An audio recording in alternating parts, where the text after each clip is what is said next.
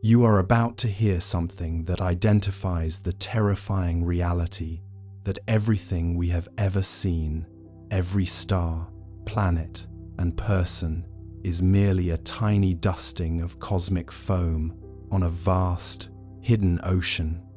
Researchers at the European Space Agency and NASA are visibly explaining how the Euclid Dark Universe mission has confirmed in early 2026 that the normal matter we are made of accounts for only 5% of the universe's total density. This digital reconstruction of the cosmos reveals that the remaining 95% consists of dark matter, the invisible glue holding galaxies together, and dark energy, a mysterious pressure pushing the entire universe apart. A scientific disruption occurs when comparing the myth of an empty space against the reality of the cosmic web, an intricate scaffolding of invisible filaments that dictates where every galaxy is born. Researchers contrast the expectation of a slowing, cooling universe against the discovery that dark energy is actually accelerating the expansion of space, threatening to eventually stretch the universe so thin that every other galaxy will vanish from our view forever.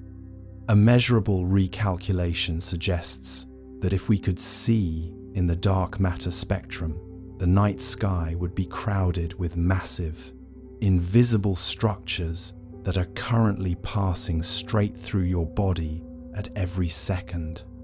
Every new simulation introduces a measurable contradiction concerning how we can claim to understand physics when the primary engine of the universe remains completely undetectable by every light-based telescope ever built.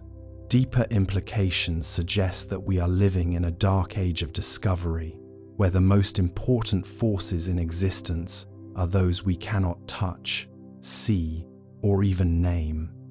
Could this invisible 95% be the final proof that we are just guests in a universe that was never built for us? We invite a calm investigation into these gravitational mysteries as the Euclid mission creates the largest 3D map of the hidden universe ever constructed. 5% of the cosmic matter remains visible through the lens of our most powerful telescopes. 95% of the entire universe stays hidden behind a veil of deep, dark mystery. European Space Agency astronomers utilize the Euclid mission to map this invisible landscape across the sky. The light from distant stars travels through vast stretches of space before reaching our sensitive sensors. Dark energy acts as a phantom force that stretches the fabric of time and space itself. We see the effects of gravity without ever finding the physical source of this massive pull. Galaxies rotate with such incredible speed that they should fly apart into the cold, black void. Something silent and heavy provides the extra glue needed to hold these ancient star systems together. Modern cosmology suggests that dark matter forms a skeletal structure upon which all bright matter rests. Your eyes perceive the glow of burning gas, while your mind considers the weight of nothingness. If you enjoy these deep explorations in space, consider subscribing or hitting the like button. It really helps the channel grow and allows me to make content like this. Science moves slowly toward an understanding of why the expansion of the cosmos is currently accelerating. Every single atom in your body represents a tiny fraction of the total density found elsewhere. We are drifting through a sea of shadows that refuses to reflect any form of light. Quiet observations from orbital platforms provide the only clues about this strange and silent hidden realm. Instruments detect the subtle bending of light rays as they pass near these invisible massive clouds. Space is not empty, but filled with a substance that we cannot touch or easily measure. The scale of the unknown dwarfs our small collection of known facts about the physical world. This journey requires a patient mind to grasp the sheer magnitude of what we cannot see. Constant discovery remains the primary goal for those who peer into the farthest reaches of existence. If you enjoy these deep explorations in space, consider subscribing or hitting the like button. It really helps the channel grow and allows me to make content like this. Nature keeps her greatest secrets locked away within the cold vacuum of the expanding interstellar medium. You are invited to contemplate the stillness of a universe that is mostly made of shadows. Let your thoughts wander into the dark places, where gravity speaks in a very quiet voice. We begin our steady descent into the mechanics of the unseen world surrounding our tiny home. The air around you is still, and the light in your room has likely begun to fade into a soft, uniform grey. This is the perfect environment to consider the nature of the universe, which exists in a state of perpetual, quiet darkness.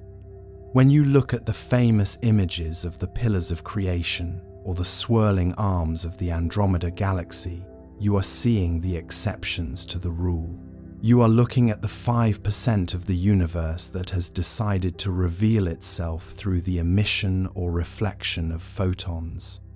The rest, the overwhelming majority of everything that ever was and ever will be, simply sits in the dark. It does not emit heat, it does not reflect the sun's rays, and it does not block the stars behind it. It is transparent, yet it has weight. It is silent, yet it dictates the movement of every celestial body you have ever studied. As you settle into this space, let the scale of that thought rest gently on your mind. We often think of space as a void, a literal nothingness between the things that matter. But the science of the last century has taught us that the nothing is actually the everything. To understand the universe, we must stop looking at the sparks and start considering the fireplace. We must look at the dark. The darkness is not an absence, but a presence. It is a quiet, heavy fabric that supports every star you have ever seen. When you look up at the night sky, your eyes are naturally drawn to the pinpricks of light, the distant suns, and the hazy glow of the Milky Way. You see the sparks, but these sparks are like tiny fireflies dancing in a cathedral that stretches for billions of light years. The fireflies are beautiful, and they provide us with a sense of direction, but they do not define the cathedral. The structure itself, the massive walls, and the vaulted ceilings of the cosmos is made of something else entirely. It is made of the 95%. This unseen majority does not behave like the matter we are familiar with. You are made of atoms, your chair, your home, the air you breathe, and the distant planets are all made of baryonic matter. This is the matter that interacts with light. It reflects it, absorbs it, and emits it. It is loud. It is energetic. It is what we have spent all of human history studying because it is what we can touch. But in the grand accounting of the universe, this baryonic matter is merely a dusting of snow on a mountain that remains invisible.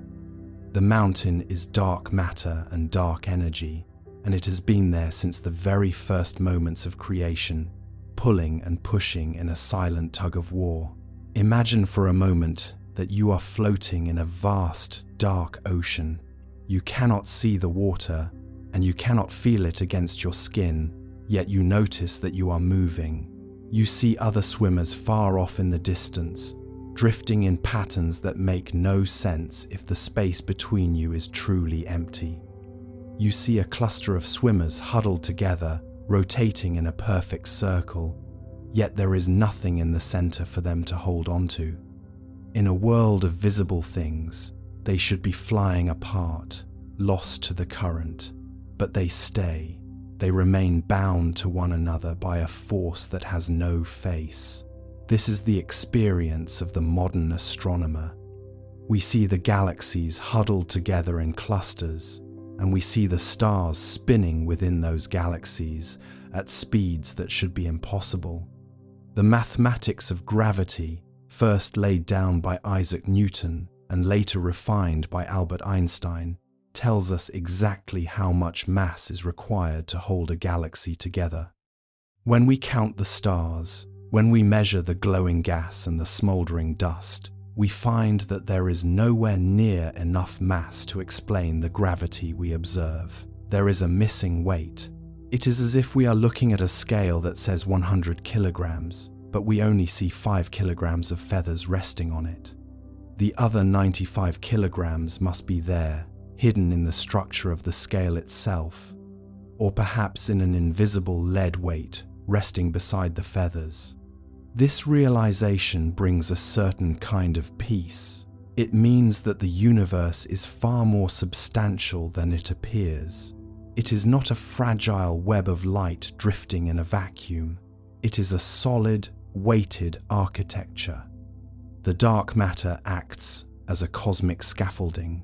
Before the first star ever ignited its nuclear furnace, dark matter was already there, clumping together in the cold early universe. It formed the valleys and the wells into which ordinary gas eventually fell. Without this invisible guide, the gas would have remained scattered, too thin and too lonely to ever collapse into stars. You exist because the dark matter prepared a place for your galaxy to grow. As you drift deeper into this thought, consider the sheer patience of this invisible world. It does not rush. It does not explode in supernovae or burn with the fury of a quasar.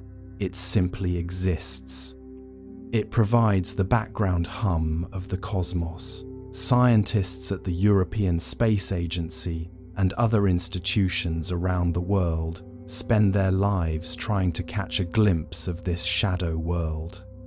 They build detectors deep underground, in abandoned gold mines and beneath massive mountains, hoping to shield their instruments from the noisy interference of the surface world.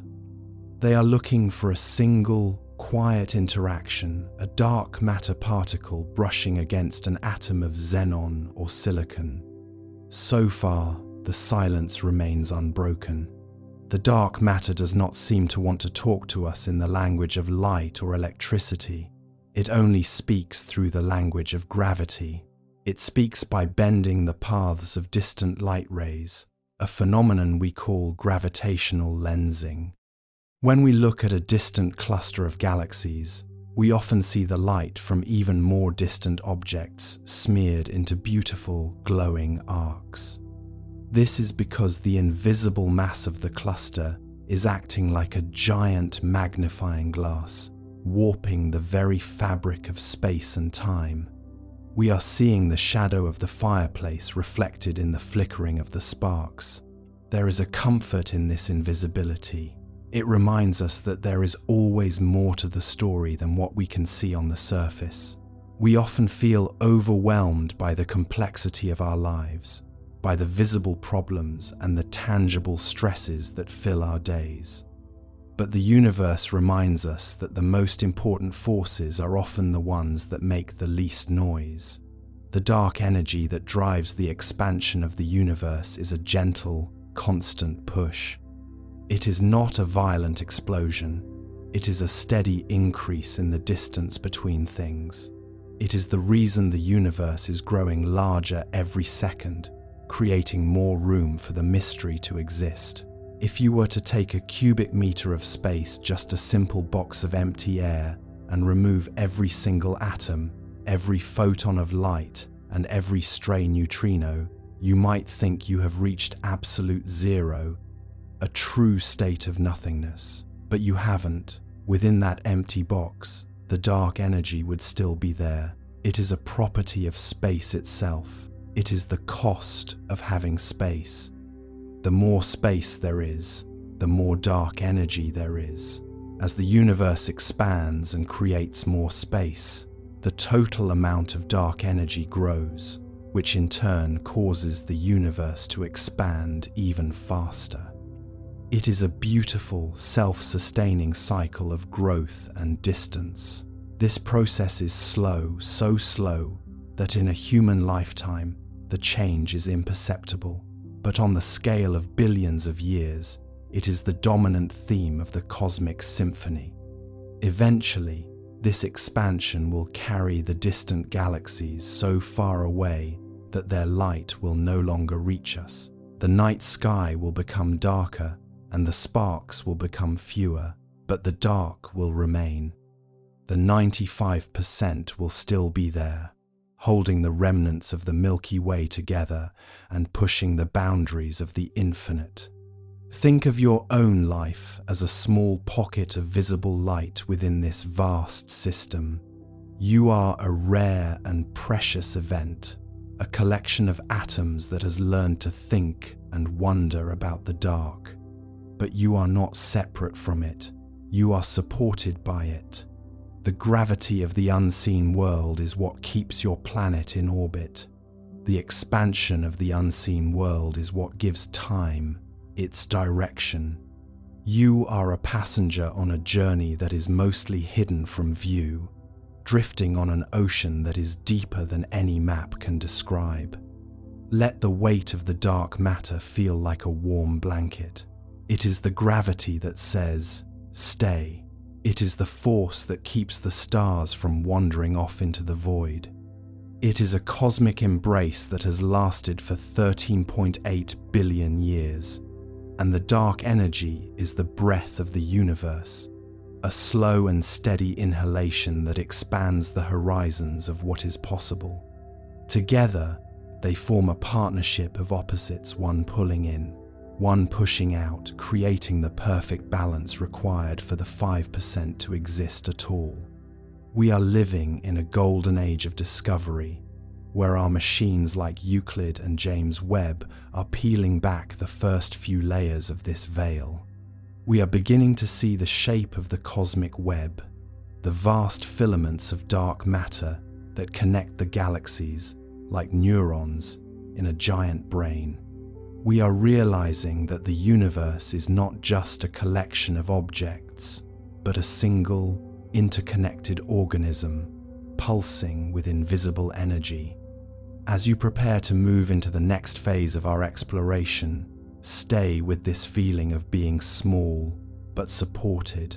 The darkness is not something to be feared. It is not a cold, empty basement. It is a lush, hidden garden that we are just starting to explore. The fireplace is vast, and the sparks are just the beginning of the warmth.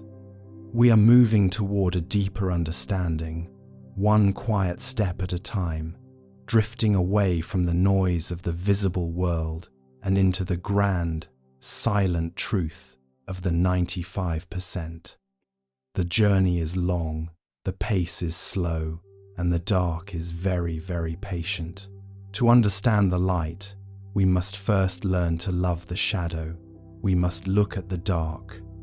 Moving outward now, past the familiar, into the weight of the unseen, moving toward the heart of the mystery, moving slowly, moving quietly, moving together. To grasp the ratio of the seen to the unseen, imagine you are walking through a vast, fog-covered forest at night.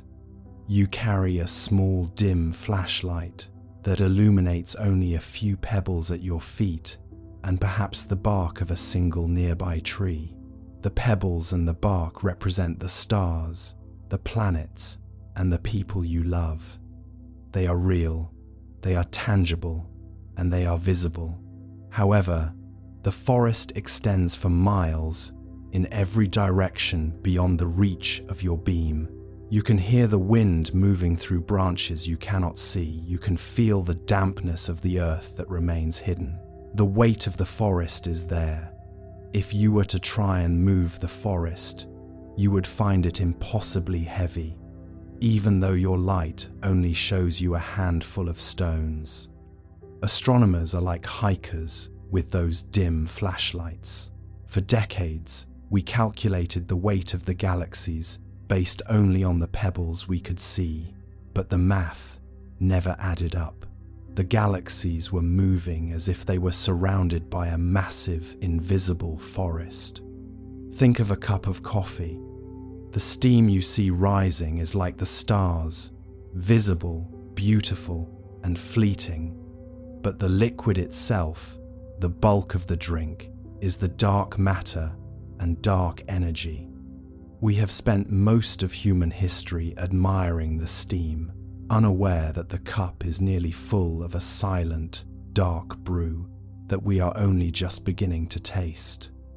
As you sit with this metaphor, imagine the heat of the cup against your palms.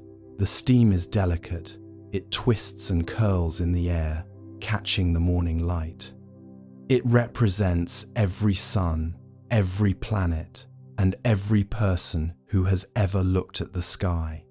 It is what we call baryonic matter, the protons, neutrons, and electrons that form the tangible world. But if you were to weigh that steam, you would find it weighs almost nothing compared to the liquid in the cup.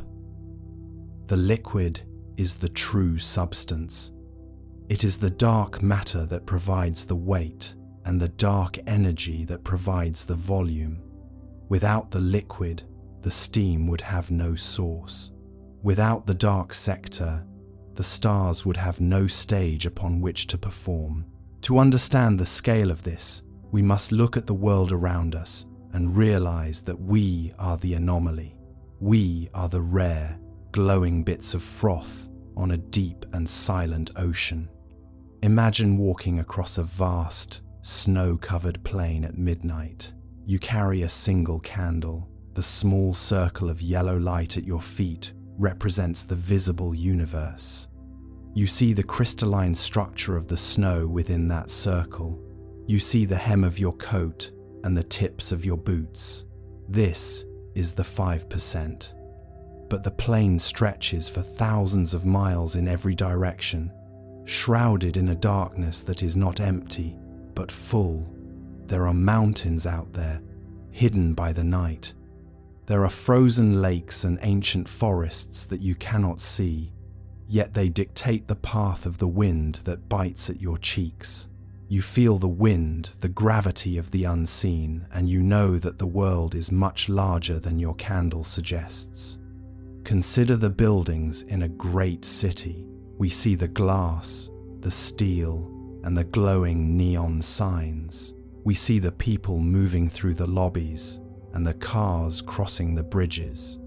But the most important part of the building is the foundation buried deep beneath the earth, hidden from view. No one takes pictures of the foundation. No one admires the concrete pylons driven into the bedrock. Yet, without that hidden mass, the skyscraper would be a heap of rubble. Dark matter is the foundation of the cosmic city. It was the first thing to settle into place. Long before the first galaxy took its shape, dark matter was already clumping together, creating the gravitational deep end of the pool. It waited patiently for the ordinary matter, the gas and the dust to find its way into those deep spots. We often think of ourselves as the main characters in the story of the universe. It is a natural human perspective. But in terms of the cosmic budget, we are a rounding error. If the universe were a massive library, all the stars and planets we have ever catalogued would be equivalent to just the dust on the covers of the books. The books themselves, the shelves they sit on, and the air in the room are made of the invisible 95%. This realization does not diminish our importance. Rather, it highlights the incredible stability of the system that supports us. We are being carried by a giant that we cannot see, protected by a framework that does not require our acknowledgement to function. Imagine you are at the seashore. You see the white foam of the breaking waves. That foam is bright, it is loud, and it is what draws your eye. But the foam is just a thin layer of bubbles created by the energy of the massive, dark body of water beneath it. The Pacific Ocean does not need the foam to be the ocean, but the foam cannot exist without the miles of deep, heavy water pushing it toward the shore.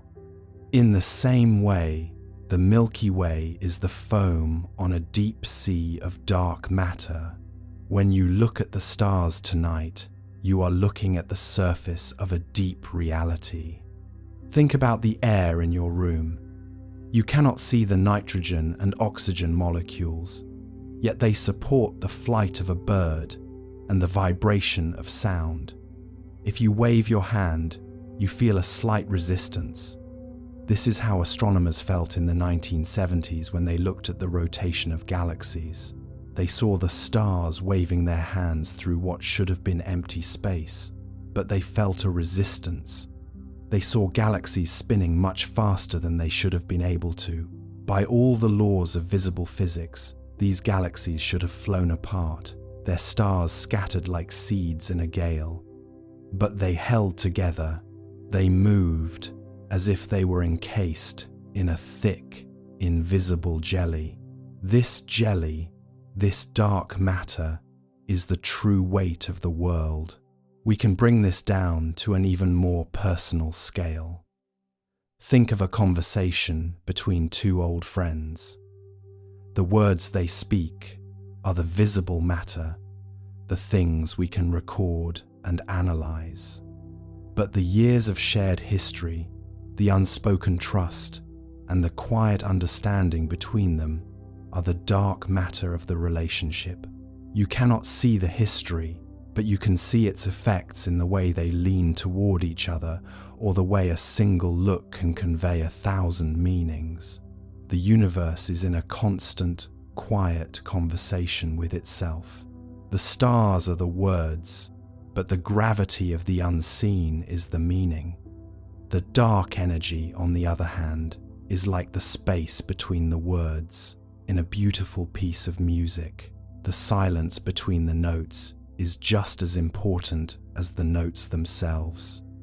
It gives the melody room to breathe. Dark energy is the cosmic silence that is slowly growing, pushing the notes of the galaxies further apart. It is a gentle, persistent expansion. Imagine a balloon being inflated very, very slowly. If you draw two dots on the balloon, they will move away from each other, not because they are traveling, but because the fabric between them is stretching. This is the nature of our reality. The fabric of space is not a static background. It is a living, growing entity. If we look at the history of humanity, we see a species that has always tried to map the unknown. We mapped the continents, then the oceans, and then the stars. Each time we thought we were close to the end, we discovered a new horizon. Finding out that 95% of the universe is invisible is the ultimate horizon. It is a reminder that we are still in the early days of our journey. We are like children standing on the edge of a vast meadow at twilight. We see the fireflies, and we think we know the meadow. But as our eyes adjust, we begin to sense the trees, the hills, and the distant mountains. There is a profound humility in this perspective.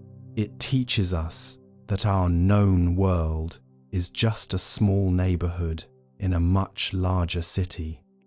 When you walk down a street in your hometown, you see the houses and the trees, but beneath the pavement, there is a complex network of pipes, wires, and tunnels that keep the city alive.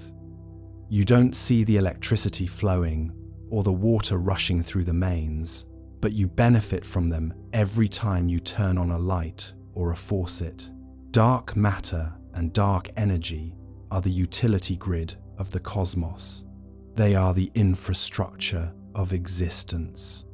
Let us consider the concept of a shadow. A shadow is not nothing. It is a shape defined by the absence of light, revealing the presence of something solid. The entire universe is a play of shadows.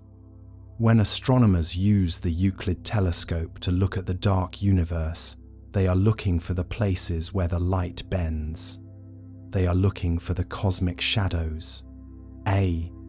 They see a distant galaxy that looks distorted or smeared, and they know that between us and that galaxy lies a massive mountain of dark matter. It is like looking at a pebble at the bottom of a clear stream. The pebble looks like it is in one place, but the water bends the light, telling you about the depth and the flow of the river. As you drift into a deeper state of relaxation, let these analogies settle. You don't need to memorize the percentages or the mathematical proofs. You only need to feel the scale. You are sitting in a cup that is nearly full. You are walking in a forest that is deep and supportive.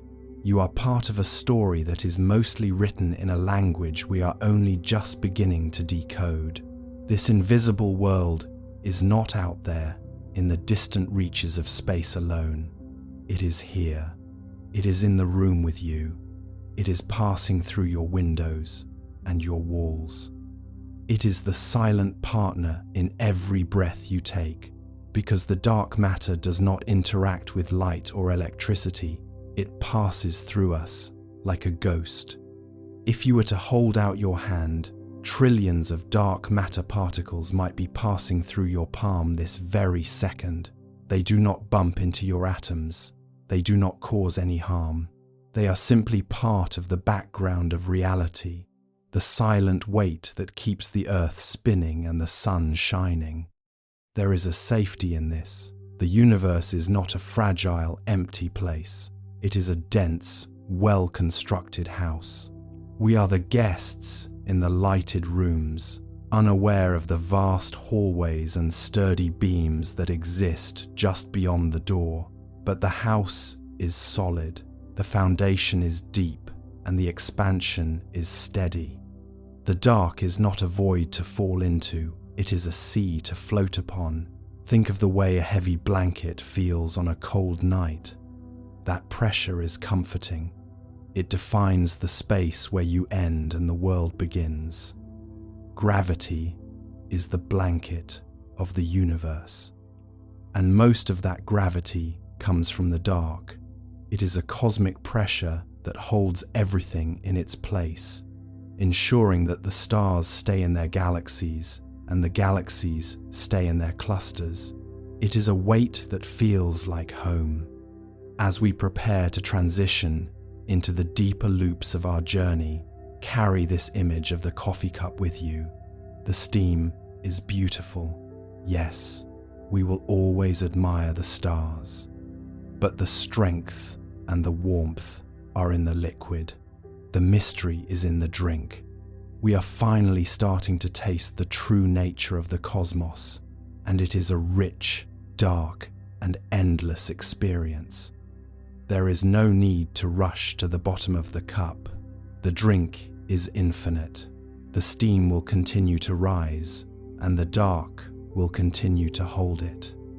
We are moving now, away from the scale of the human hand and out toward the scale of the divine architecture. We are stepping back to see the web. We are stepping back to see the whole, moving slowly, moving quietly, moving into the dark.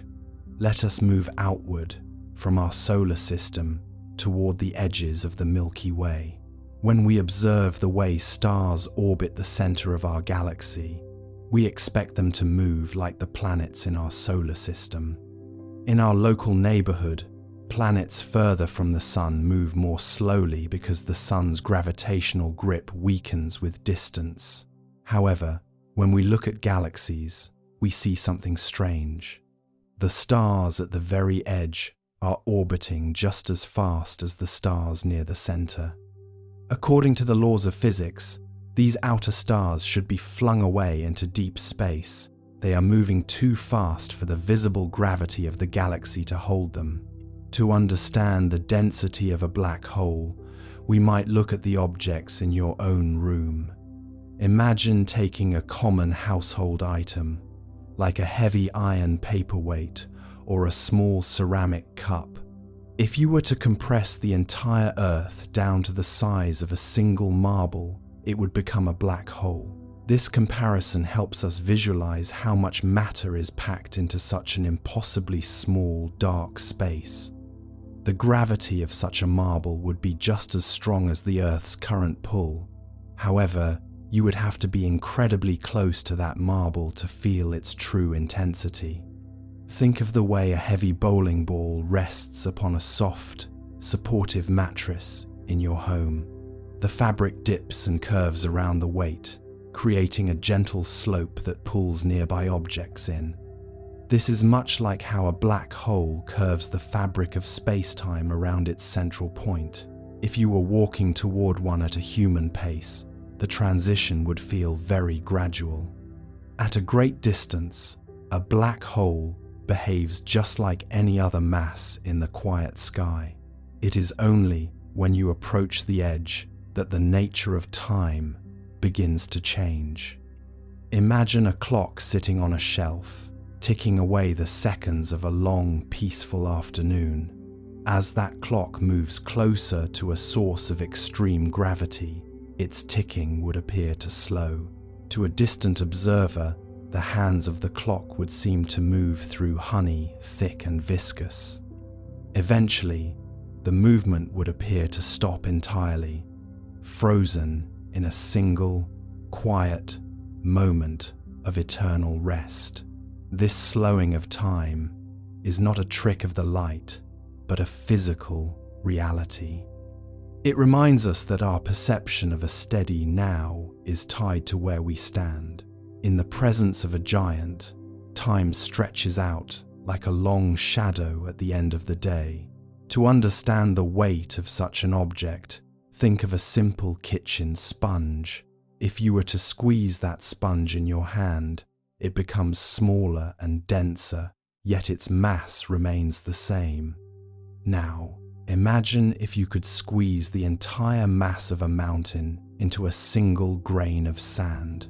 This grain would be so heavy that it would slip through your fingers, through the floor, and deep into the earth. A black hole is the ultimate version of this compression, where matter has folded inward until it occupies no space at all. We call this the singularity, a point where the familiar rules of our physical world simply pause. It is a quiet place where the math we use to describe the universe reaches a gentle, silent limit. Imagine walking along a shoreline where the sand is perfectly smooth and the water is still. As you walk toward the ocean, the slope of the beach becomes slightly more pronounced with every step. At first, you barely notice the change, but soon you find your pace slowing as the gravity of the water pulls at your feet. A black hole creates a similar slope in the fabric of the universe, a curve that directs everything toward its center. If you were to drop a small pebble into this curve, it would not fall straight down, but would spiral in a long, lazy circle. This movement is predictable and steady, a rhythmic descent into the heart of the dark. Think of a heavy velvet curtain hanging in a quiet, dimly lit theater. If you place a small lead weight into the folds of the fabric, the velvet stretches and sags under the pressure. This stretching represents the way a black hole distorts the dimensions of length, width, and height. To an observer standing far away, an object approaching the black hole would appear to stretch out like a piece of warm taffy. This process, which scientists sometimes call spaghettification, happens so slowly and smoothly that it feels like a natural extension of the space itself. There is no sudden jerk or snap, only a gradual lengthening into a thin, shimmering thread of light. In our daily lives, we think of a second as a fixed and unchangeable unit of measurement. We set our watches by it, and we feel its steady pulse in the beating of our own hearts. But near a black hole, the very concept of a second becomes fluid and soft, like wax melting in the sun.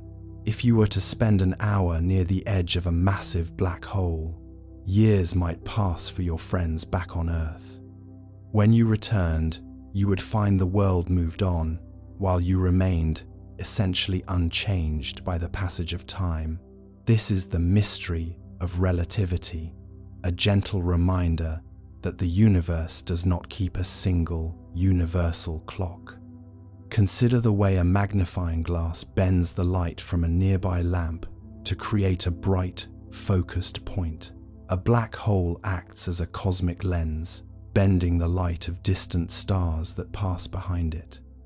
This creates a shimmering ring of light, a halo that glows with a steady and ancient brilliance. We call this an Einstein ring, a visual proof that gravity can warp the path of a photon. The light does not travel in a straight line, but follows the curve of the space-time that the black hole has shaped. It is a beautiful, silent distortion that allows us to see the invisible through the behavior of the visible. If you were to toss a letter into a campfire, the paper turns to ash, and the information written on it seems to vanish. Scientists have long wondered if the same thing happens when information falls into a black hole. Is the history of an object lost forever, or is it stored somehow on the surface of the event horizon? This is known as the information paradox, a quiet debate that has lasted for decades among the greatest minds in physics. We accept this uncertainty with a sense of calm curiosity, knowing that the answers may lie in a new understanding of reality. Perhaps the black hole is not a consumer of information, but a vast and silent library of everything it has ever touched. Imagine a large, spinning top moving across a wooden floor in a series of wide, graceful loops. As the top spins, it drags a small amount of the air around it, creating a tiny, invisible whirlpool. A rotating black hole does something similar to the space around it, a phenomenon known as frame dragging. It literally pulls the fabric of space and time along with it as it turns, twisting the universe into a gentle spiral. If you were floating nearby, you would find yourself being carried around the black hole even if you were standing perfectly still. It is a slow, rhythmic rotation that governs the movement of everything in the local neighborhood. The event horizon is often described as a point of no return, but it is better thought of as a transition. It is the boundary where the escape velocity required to leave exceeds the speed of light itself. Since nothing can travel faster than light, nothing that crosses this line can ever find its way back to the outside world. Yet, from the perspective of someone crossing the line, there might be no physical marker or sign at all. You would simply continue your drift, moving deeper into the shadows while the universe behind you begins to fade. It is a peaceful departure from the known, a movement into a realm where the future and the past become one. Think of the way a deep, wide river flows toward a distant waterfall in the mountains. Far upstream, the water moves slowly, and you can swim against the current with ease. But as you get closer to the edge, the flow becomes stronger and more insistent, pulling you toward the drop. The event horizon is like the very edge of that waterfall, the place where the current becomes absolute. To someone watching from the shore, you would appear to slow down as you reach the brink, eventually becoming a still image. But to you, the water remains calm, and the transition over the edge is just another part of the long, steady journey. In the silence of the vacuum, black holes are not truly black, but are often surrounded by the most energetic processes in the universe. Massive jets of particles can be shot out from the poles of a spinning black hole, traveling across millions of light years. These jets are powered by the immense gravitational energy of the material falling inward, twisted by magnetic fields into tight, glowing beams. They act as cosmic lighthouses, signaling the presence of a giant in the dark heart of a distant galaxy. Despite their power, these jets move with a consistent, unwavering, steady flow that spans across the deep time of the cosmos. We often imagine space as an empty void, but it is more like a physical material that can be stretched, twisted, and torn. A black hole is the place where this material is stretched to its absolute breaking point. Yet, even in this extreme state, there is a sense of order and mathematical beauty to the way it behaves. Every black hole can be described by just three simple properties: its mass, its spin, and its electric charge. This simplicity is a profound realization, suggesting that at the deepest levels, the universe is governed by very few rules. We find comfort in this simplicity, as it allows us to map the infinite using the tools of human logic. As we conclude this exploration of the human scale, let your mind rest on the image of a single star orbiting a dark center.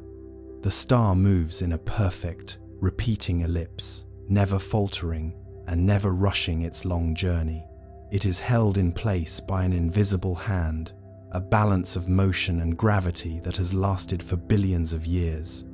You are like that star, moving through your own life with a steady rhythm that is connected to the wider universe. The black holes are not monsters to be feared, but natural parts of a grand and ancient system. They are the anchors of the galaxy, the silent guardians of the deep, and the ultimate expression of nature's power. Now, as the scale begins to expand once more, we prepare to move outward into the wider reaches of the galactic neighborhood. The transitions are soft, like the fading light of a long summer evening as the stars begin to appear. We leave the familiar world of clocks and sponges behind, drifting toward the giant structures that shape the destiny of the cosmos. Every step is taken with a quiet breath, a slow movement toward the heart of the mystery. The universe is waiting for us, calm and vast, ready to reveal its secrets in its own patient time. To move outward, we must first look at the stellar mass black holes that pepper our own Milky Way like invisible weight-bearing pillars. These are the remnants of stars that were once 20 or 30 times the size of our Sun. When such a star exhausts its nuclear fuel, it can no longer support its own immense weight. It collapses in on itself, a process that happens with incredible speed but leaves behind a silence that lasts for billions of years. Imagine a grand cathedral made of light and glass, suddenly folding into a single, microscopic point of lead. The structure is gone, but the presence of its weight remains, warping the air around it. As we drift away from the comfort of our solar system, we encounter the first of these dark neighbors. They are scattered throughout the spiral arms, often hidden within thick clouds of interstellar gas and dust. We know they are there because we see the gas being pulled toward them, spiraling inward like autumn leaves caught in a gentle backyard whirlpool.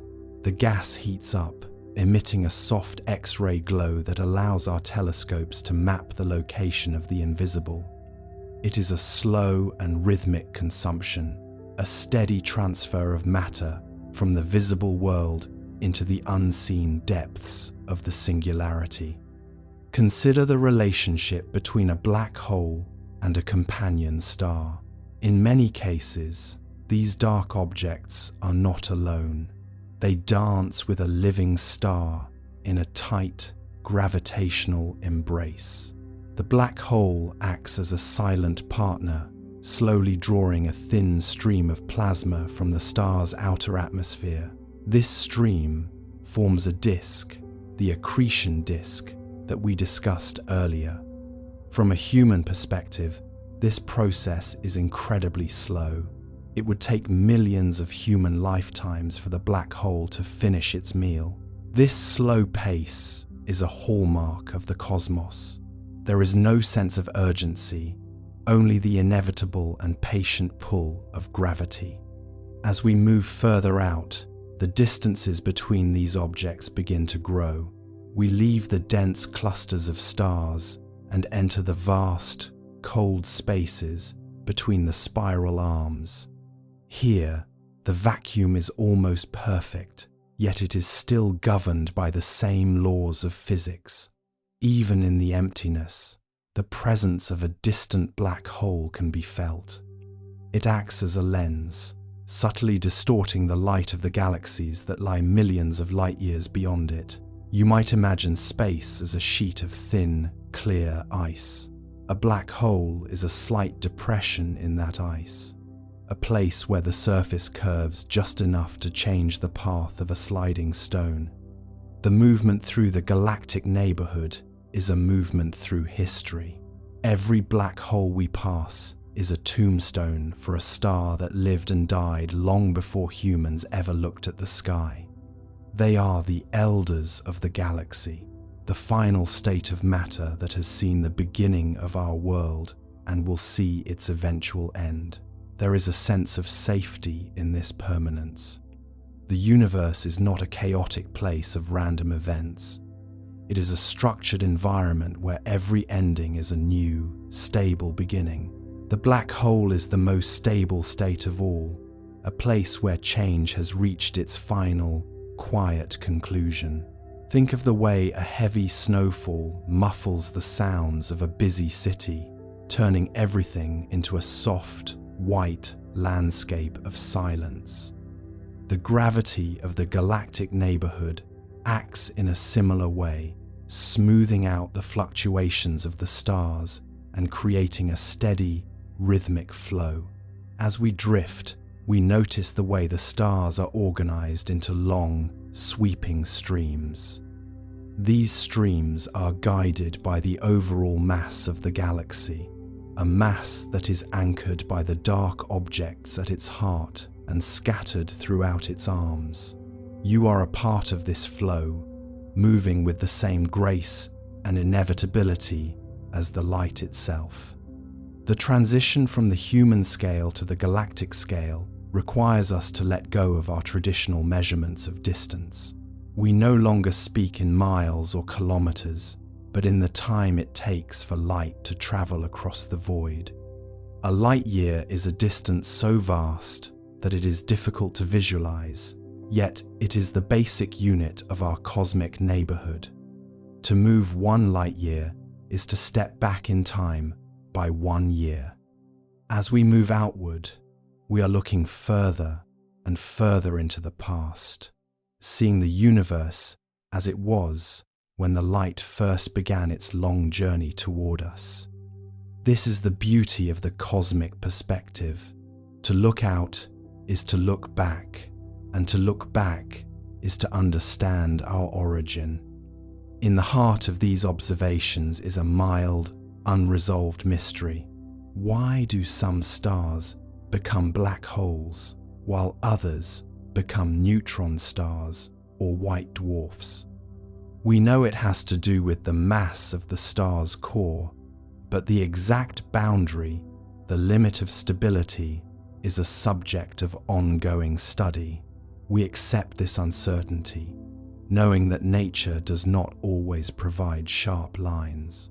There is a grey area where the matter is squeezed to the very brink of collapse, and it is in these liminal spaces that the most interesting physics occurs. We observe the pulsar, the magnetar, and the black hole, and we see them as part of a single, continuous spectrum of density. As we continue our drift, the scale expansion loops begin to overlap.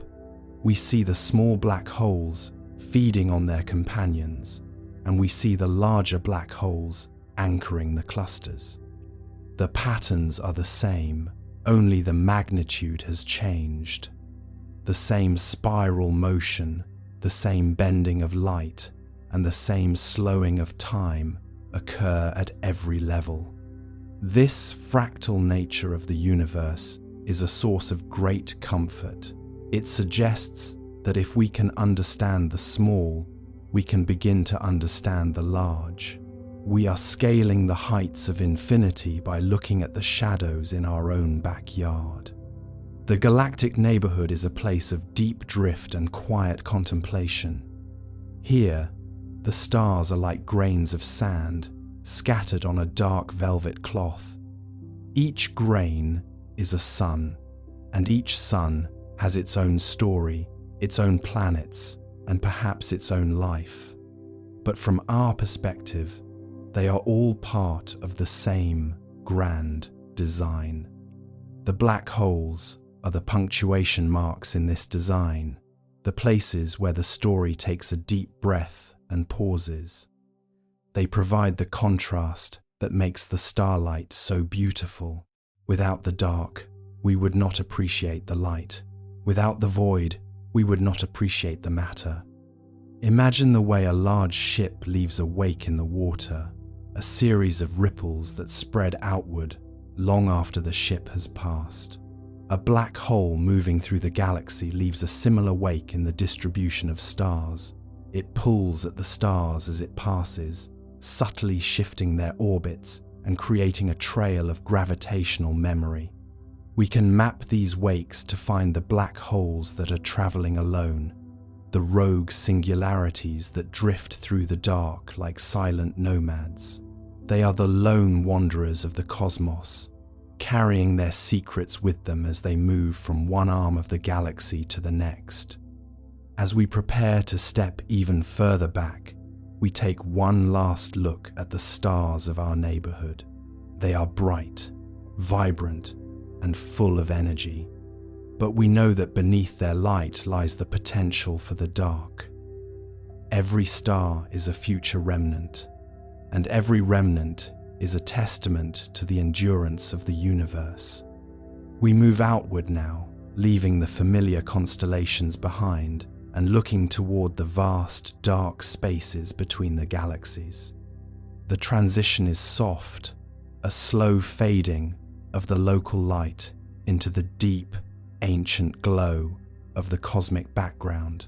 The universe is waiting, and we are ready to move deeper into the heart of the mystery. To understand the cosmos, we first have to understand our own limitations. We evolved to perceive distances we can walk in a day, or see with our own eyes distances that matter for survival and navigation. A kilometer is a 10-minute walk. A mile is a 20-minute journey. These measurements are concrete and relatable because they fit into our daily lives. But the moment we look up, these human-scaled units become awkward and eventually useless. To explore the universe, we must leave behind the familiar and prepare for a scale that challenges our very ability to comprehend it. Our brains are essentially biological survival machines, fine-tuned over millions of years to solve problems on a local scale. When our ancestors stood on the African savanna, big meant the distance to the horizon or the height of a mountain. Fast was the speed of a sprinting predator or a falling stone. We developed a deep, intuitive relationship with the physical world, but it was a world restricted to a very narrow band of reality.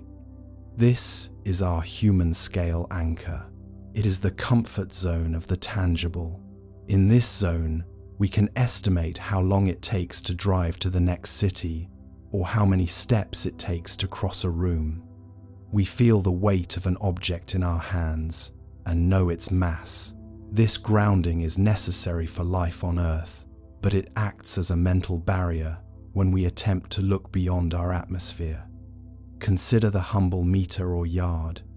These units are literally based on the human body, the length of a stride or the reach of an arm. When we use these units to measure a house or a street, they make perfect sense. Even when we scale up to the size of our planet, we can still, with effort, visualize it. We can imagine a flight across the ocean taking 12 hours, and our brains can loosely stitch together that duration with the physical distance covered. We can look at a globe and understand that the thin blue line of the atmosphere is fragile, but even at this stage, the anchor begins to drag. The Earth is roughly 12,742 kilometers in diameter. If you were to try to walk that distance without stopping, it would take you months of continuous movement. Already, the human scale is beginning to fray at the edges. The problem is that the universe does not operate on a human scale. It operates on a cosmic one.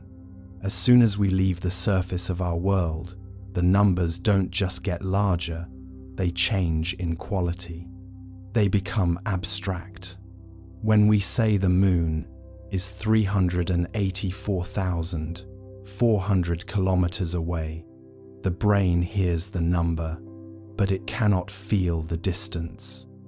It loses the tactile connection it has with a kilometer-long walk.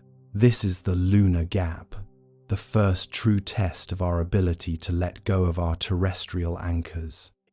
To bridge this gap, we often use analogies, telling ourselves that you could fit 30 Earths in the space between us and the moon. We use these mental crutches because the raw data is too vast for our ancestral hardware to process. We are trying to run cosmic-scale software on hunter-gatherer hardware. This limitation isn't just a quirk of psychology, it's a fundamental challenge in how we communicate the story of space. If we cannot relate to the distance of our nearest neighbor, how can we hope to grasp the distance to the sun? The sun is 150 million kilometers away. At this point, the kilometer has become a redundant tool. Using it to measure the solar system is like trying to measure the width of the Atlantic Ocean using the thickness of a human hair. It is technically possible, but the resulting number is so large that it ceases to mean anything to the human mind. This is why we must transition into new units of thought.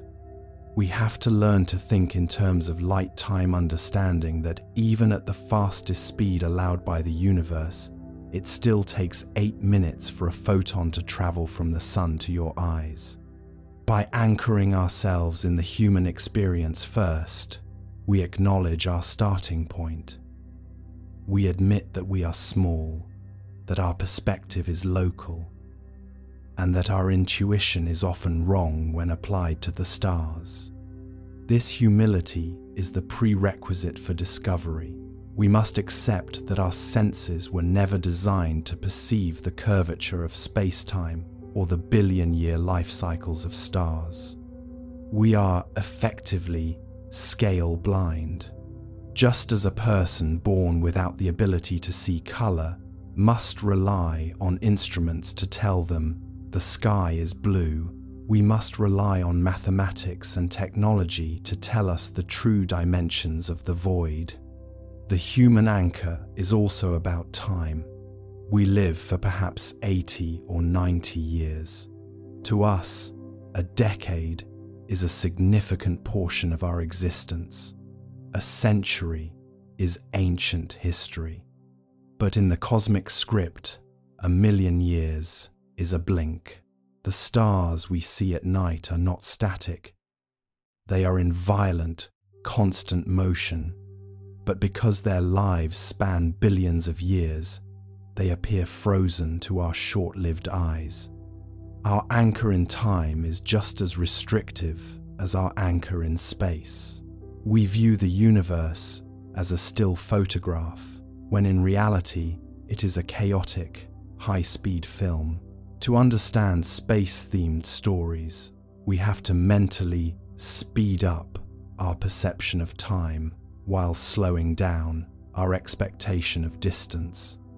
Every story we tell about the stars is an attempt to pull the cosmos down to our level. When we talk about interstellar travelers or galactic empires, we are using human political and social structures to make the infinite feel intimate. We give names to constellations, warriors, queens, and animals to turn a terrifyingly vast vacuum into a familiar neighborhood. This is a necessary survival mechanism.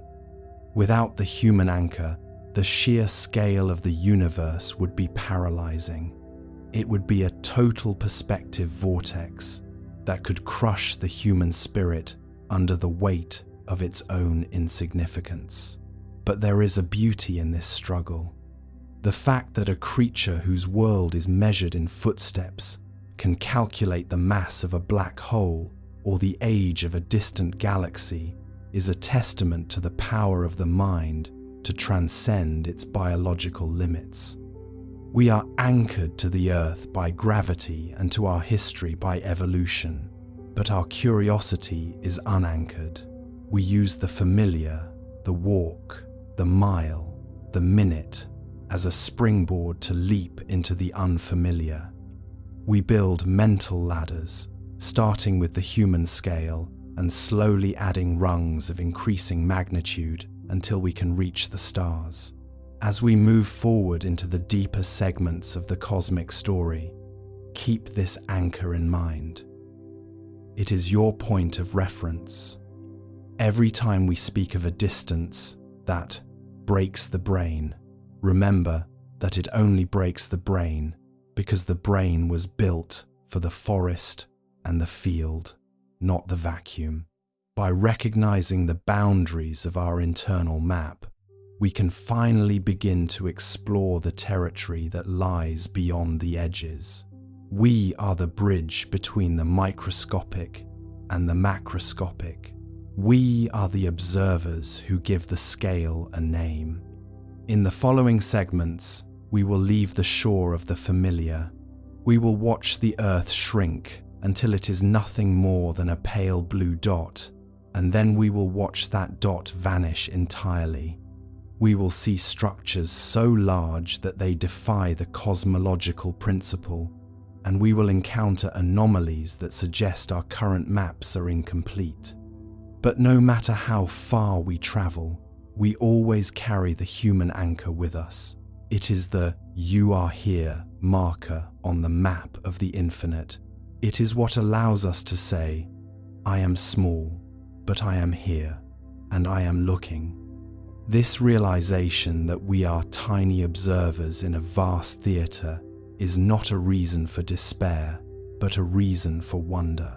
The human anchor teaches us that scale is relative. To an ant, a backyard is a continent. To us, the Earth is a world. To the universe, we are a momentary flicker. But within that flicker, we have found the courage to look up and ask, how big is it all? And more importantly, where do we fit in? The journey starts here, with a single step, a 10-minute walk, and the realization that the horizon is much, much further than it looks. This realization that we are tiny observers in a vast theater is not a reason for despair, but a reason for wonder. The human anchor teaches us that scale is relative. To an ant, a backyard is a continent. To us, the Earth is a world. To the universe, we are a momentary flicker. But within that flicker, we have found the courage to look up and ask, how big is it all? And, more importantly, where do we fit in? The journey starts here, with a single step, a 10-minute walk, and the realization that the horizon is much, much further than it looks. To begin this expansion of our perspective, We must look at the tools we use to hold on to our reality. Think about your home. The average house is a space you can walk across in 30 seconds. You know the texture of the walls, the creak of the floorboards, and the exact distance from the front door to the kitchen. This is your primary anchor. It is a scale that makes perfect sense to your brain because you experience it every second of every day. Your brain evolved to understand these immediate, tactile spaces, areas you can see, touch, and navigate without a second thought. But when we move from the living room to the city, the anchor begins to slip. We start relying on technology, like cars and maps, to bridge the gap between what we can see and where we need to go. We are already abstracting our reality. The problem is that the leap from a city to a planet is nothing compared to the leap from a planet to the void. Imagine standing on a football field. It's about 360 feet long, a distance you could stroll across in 2 minutes. Now, imagine laying 17 of those fields end to end. That is a mile. Comet. A mile is a distance most of us can still visualize. It's a 20-minute walk, a common measurement for a morning jog.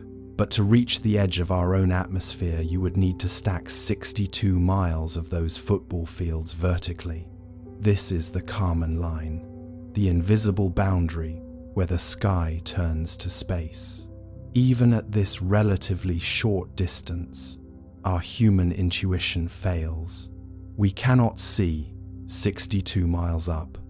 We only see a blue haze that fades into black. This brings us to the lunar gap. The moon is our closest neighbor, sitting approximately 238,855 miles away. To a human brain, that number is just a digit on a page. To bring it back to the anchor, consider this. If you could drive a car at highway speeds toward the moon, it would take you nearly 6 months of non-stop driving to get there. No red lights, no gas stations, just 160 days of driving through a vacuum. If you chose to walk, it would take you 9 years. This is the first rung on the cosmic ladder where the human scale starts to feel absurd. We use these analogies like fitting 30 Earths between us and the moon, not because they are scientifically precise, but because they are the only way to prevent our minds from shutting down in the face of such emptiness.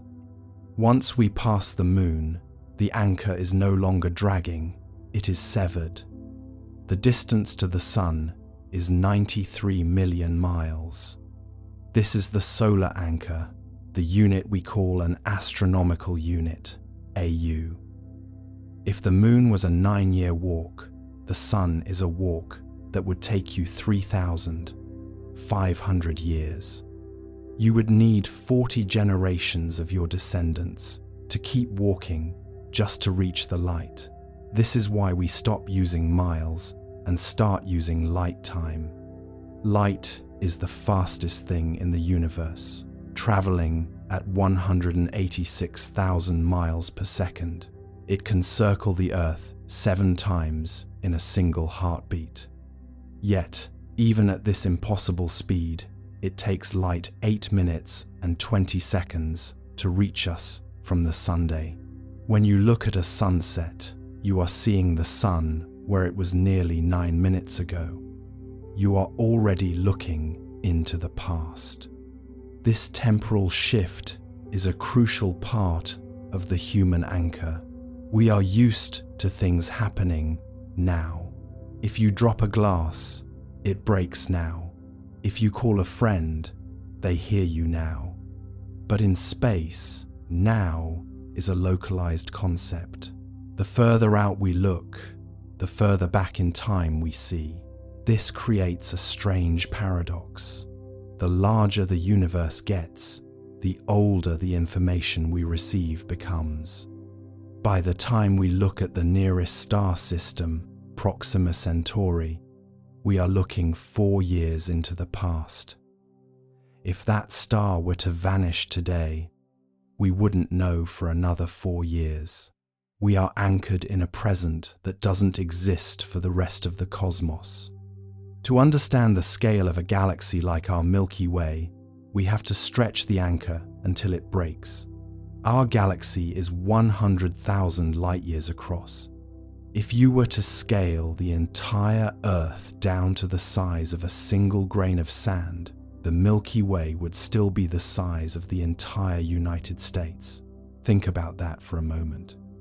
Every mountain, every ocean, every city, and every person who has ever lived, all shrunk into one speck of sand, and the neighborhood it lives in is still a continent wide. This is the true scale that makes Earth disappear. We aren't just small, we are mathematically insignificant in terms of volume. And yet the Milky Way is just a mid-sized galaxy. When we look at giants like IC 1101, which is 6 million light-years across, the Milky Way itself becomes the grain of sand. IC 1101 is so large it could swallow thousands of Milky Ways. It is a cosmic monster, a graveyard of galaxies that have been consumed over billions of years. At this scale, the human anchor is so far behind us that it's almost impossible to find. We are talking about structures that take millions of years just for a single particle of light to cross. If you were on one side of IC 1101 and sent a hello message to the other side, by the time it arrived, your entire species might have evolved into something else or vanished entirely. But why does this matter to us, the observers? It matters because it defines the cosmological principle, the idea that on a large enough scale, the universe looks the same everywhere. But our recent discoveries of defiant anomalies suggest this might not be true. We have found structures like the Hercules Corona Borealis Great Wall, a filament of galaxies spanning 10 billion light-years. This structure is so large it shouldn't exist according to our current models of how the universe grew.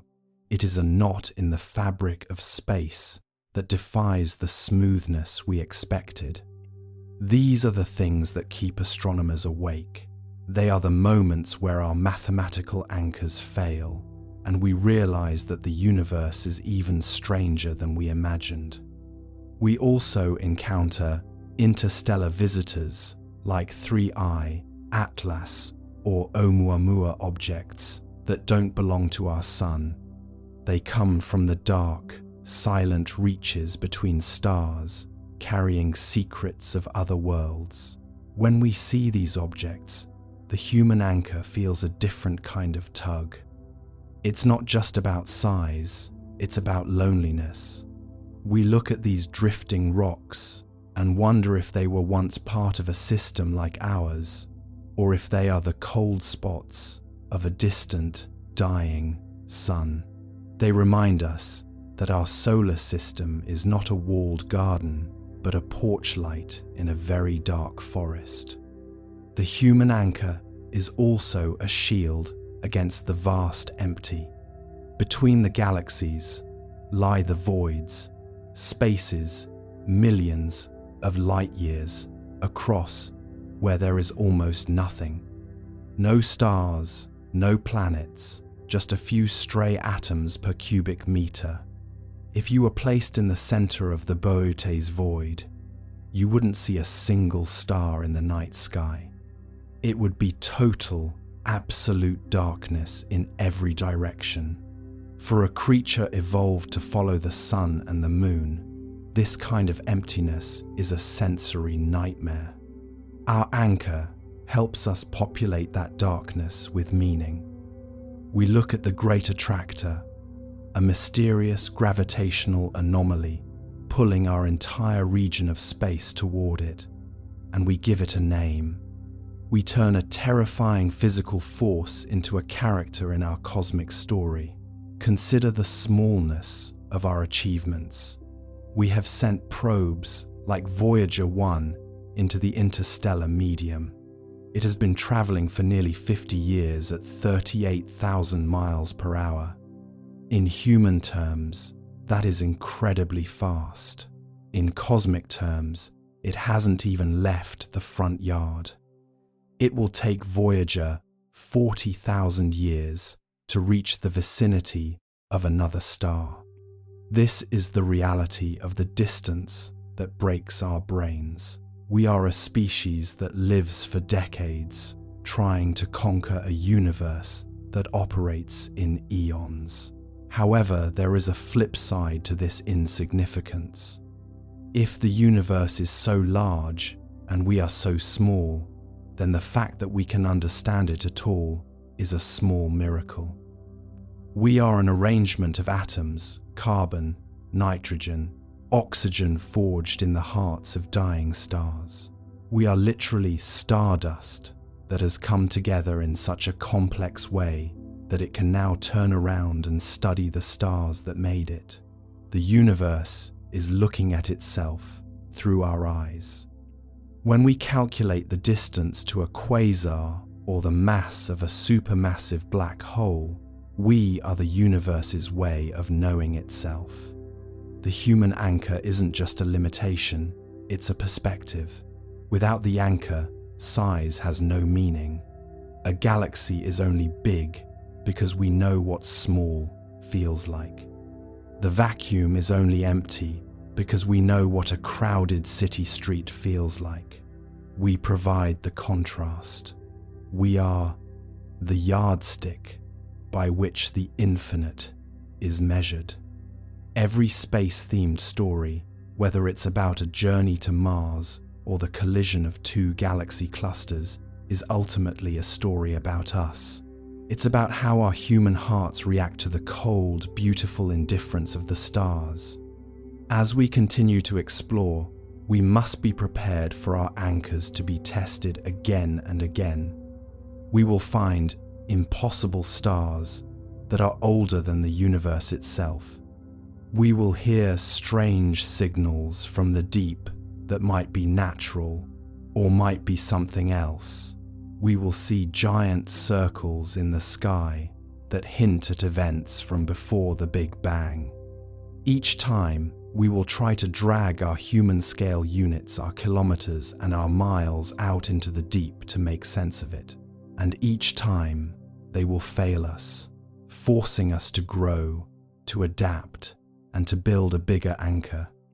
The human anchor is our starting point, but it is not our destination. It is the solid ground we stand on before we take the leap. We must respect our limitations, but we must never be imprisoned by them. We are the bridge builders. We bridge the gap between the grain of sand and the galaxy. We bridge the gap between the 10-minute walk and the billion-year journey. So, as we move into the next segments of this general script, as we look at the true scale, the light years, and the anomalies, remember the anchor.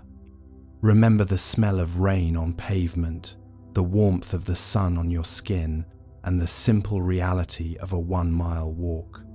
Hold those things close. They are what make the vastness of space worth exploring. They are the reason we look up in the first place. We don't go into the dark to get lost. We go into the dark to find out just how bright our own small light truly is. We have grounded ourselves. We have acknowledged our size.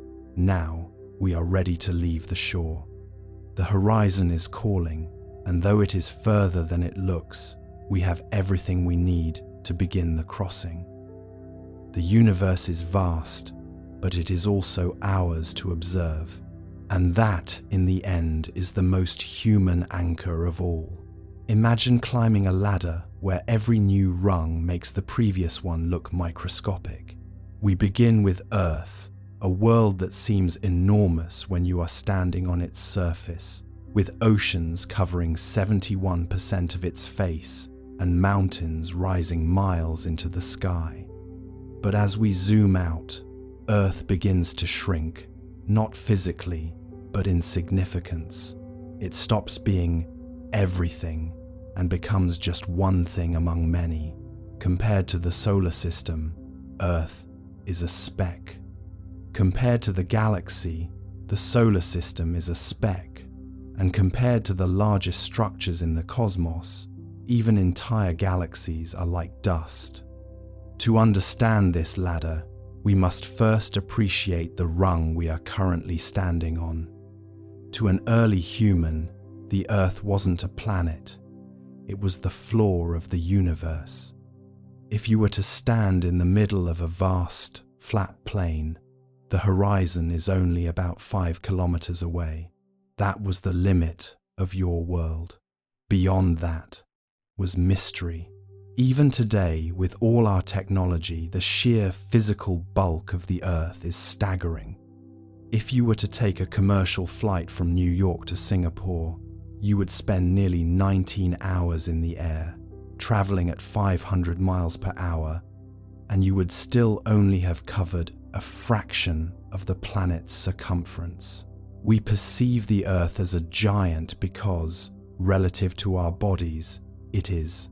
We are 6-foot creatures living on a 12,000-kilometer sphere. But now, we take the first step up the ladder. We move from the Earth to its neighborhood, the inner solar system. As we pull away, the massive continents and vast oceans we just described begin to blur. At a distance of about 1 million kilometers, the Earth no longer looks like a world. It looks like a marble, and right next to it, relatively speaking, is the Moon. We often see diagrams of the Earth and Moon close together, but the reality is much emptier. You could fit every other planet in our solar system, Jupiter, Saturn, Mars, Venus, all of them, into the space between the Earth and the Moon, and you'd still have room to spare. This is our first lesson in cosmic scale. Space is mostly empty. Even the crowded parts are defined by the gaps, not the objects. As we continue to climb, we reach the rung of the gas giants. This is where Earth's ego takes its first major blow. Jupiter is so large that 1,300 Earths could fit inside it. If Earth were the size of a grape, Jupiter would be the size of a basketball. Saturn, with its magnificent rings, isn't much smaller.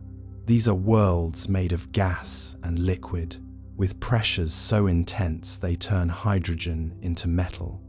When you look at Jupiter's great red spot, a storm that has been raging for centuries, you are looking at a vortex that is wider than our entire planet. On this rung of the ladder, Earth has transitioned from the world to a minor rocky outpost. But the ladder doesn't stop at the planets. The next rung belongs to the Sunday. Our star is a yellow dwarf, a relatively average star, yet it contains 99.8% of all the mass in the solar system. You could fit 1 million Earths inside the Sunday. If the Sun were the size of a front door, the Earth would be the size of a nickel. At this stage, the scale of the planets, even Jupiter, starts to look trivial. The Sun's gravity is the anchor that holds everything together, reaching out billions of miles to the frozen edges of the Kuiper Belt. Yet, even the Sun is just a starting point. We climb higher, and now we are looking at the interstellar neighborhood. We are no longer measuring in miles or kilometers. We are measuring in the distance light travels in a year. The Sun, which seemed so dominant, begins to shrink into a tiny point of light. It joins a crowd of other stars, Alpha Centauri, Sirius, Vega, we begin to realize that our Sun is just one of 200 to 400 billion stars in the Milky Way. On this rung, the entire solar system, everything from the Sun to the furthest comet in the Oort cloud, is smaller than a single pixel on a high-definition screen. We have reached a level where the individual planets are literally too small to see. Now we reach the rung of the galaxy.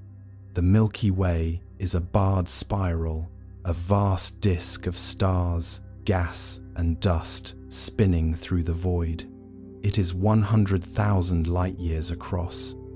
To get a sense of this scale, if our entire solar system out to Neptune was the size of a white blood cell, the Milky Way would be the size of the continental United States. We are tucked away in one of the spiral arms, about 26,000 light-years from the center. At the heart of this massive structure is Sagittarius A*, a supermassive black hole 4 million times the mass of the Sunday. On this rung, the world we started with is not just a speck, it is an invisible ghost, an infinitesimal part of a much larger organism. But the ladder keeps going. We move to the local group. This is a collection of about 50 galaxies, including our own and our larger neighbor, Andromeda. These galaxies are bound together by gravity, dancing around each other in a dark cosmic ballet. The distance between the Milky Way and Andromeda is 2.5 million light-years. On this rung, even the 100,000 light-year span of our galaxy starts to look manageable. We are seeing galaxies not as vast expanses of stars, but as individual units, islands of light in a sea of nothingness. We climb further, reaching the rung of galaxy clusters and superclusters. We encounter the Virgo supercluster, which contains thousands of galaxies. And then we see the Laniakea supercluster, a structure so vast it defines our place in the local universe. Laniakea, which means immeasurable heaven in Hawaiian, is 500 million light-years across. It contains the mass of 100 quadrillion suns. On this rung, the Milky Way is just a tiny spark on one of the outer branches of a massive, glowing celestial tree. The ladder of scales has now taken us to a point where distance has become a concept that our brains can only process through mathematics. But there is one more rung we've discovered recently, the rung of the great filaments. These are the largest structures ever found in the universe. We are talking about things like the Hercules Corona Borealis Great Wall. This is a filament of galaxies that spans 10 billion light-years. That is about 10% of the entire observable universe. It is a structure so gargantuan that it challenges our fundamental understanding of how the universe began. According to the cosmological principle, the universe should be smooth and uniform on such large scales, yet here is a wall of matter that defies that smoothness. On this final rung, we aren't just looking at stars or galaxies. We are looking at the cosmic web, the very skeleton of reality. Think back to where we started, a 5-kilometer walk to the horizon.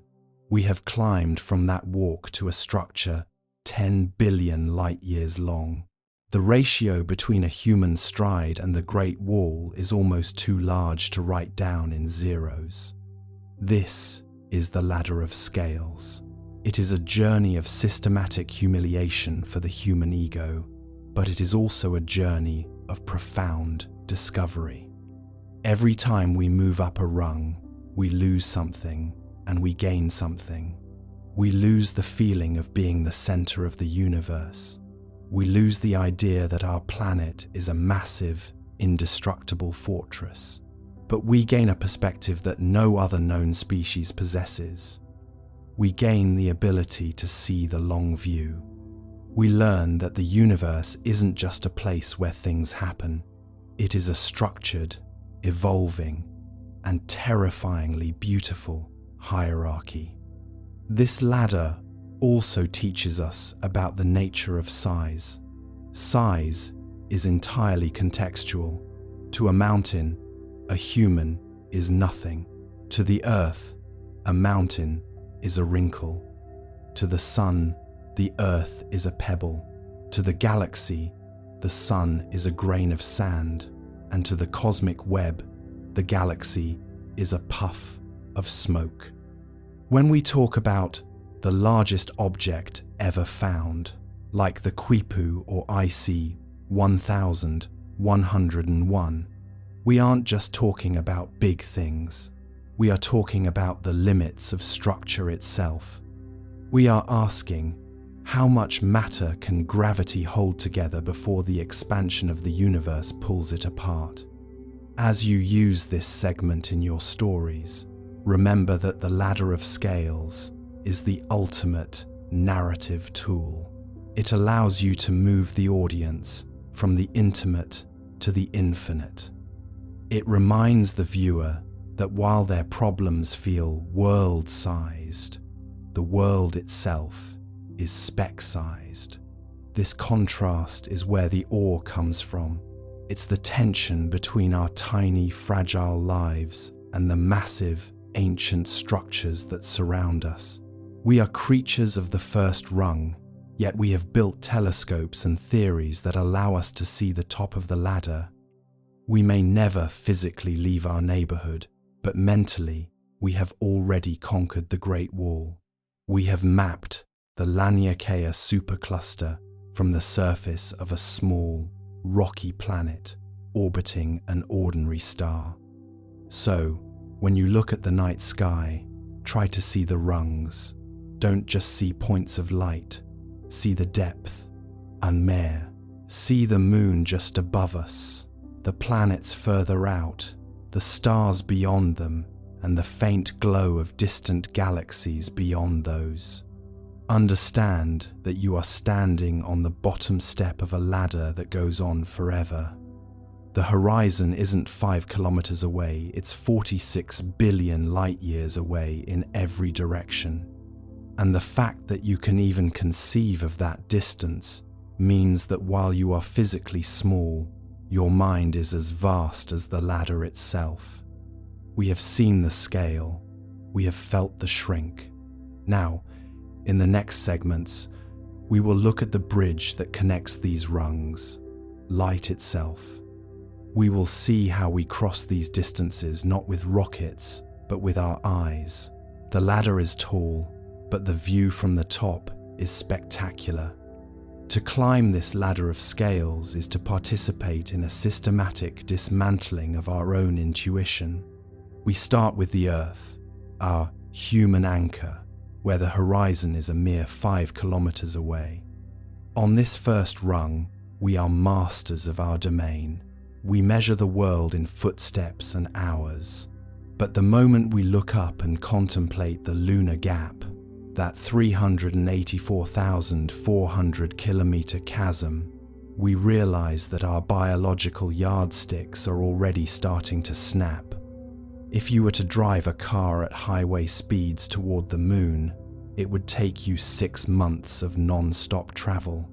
If you chose to walk, you would need 9 years of your life. Already, on just the second rung of the ladder, the human scale has become a burden rather than a tool. As we ascend to the solar anchor, the numbers don't just grow, they transform. The sun is 150 million kilometers away, 1 astronomical unit, AU.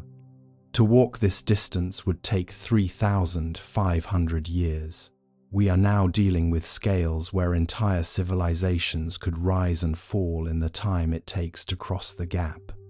This is why we must transition to the most fundamental constant in the universe: light.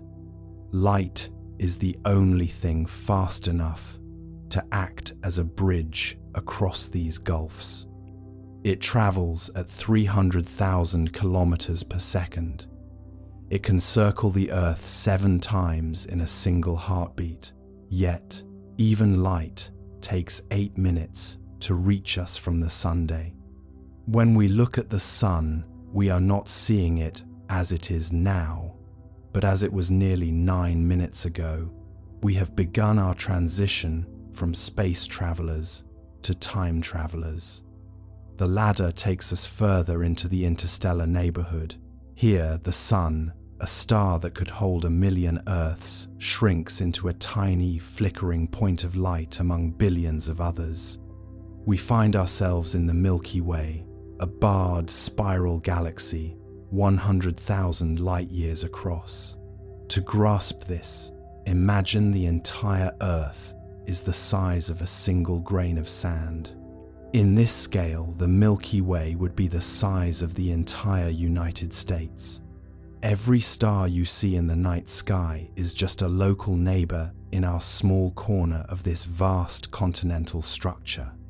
We are tucked away in the Orion Arm, 26,000 light-years from a supermassive black hole that anchors our galaxy. On this rung, the individual planets are no longer visible. They are ghosts lost in the glare of 200 billion suns. But the ladder does not end at the edge of our galaxy. We reach the rung of the local group, a collection of 50 galaxies bound together by gravity. Our sister galaxy, Andromeda, sits 2.5 million light-years away.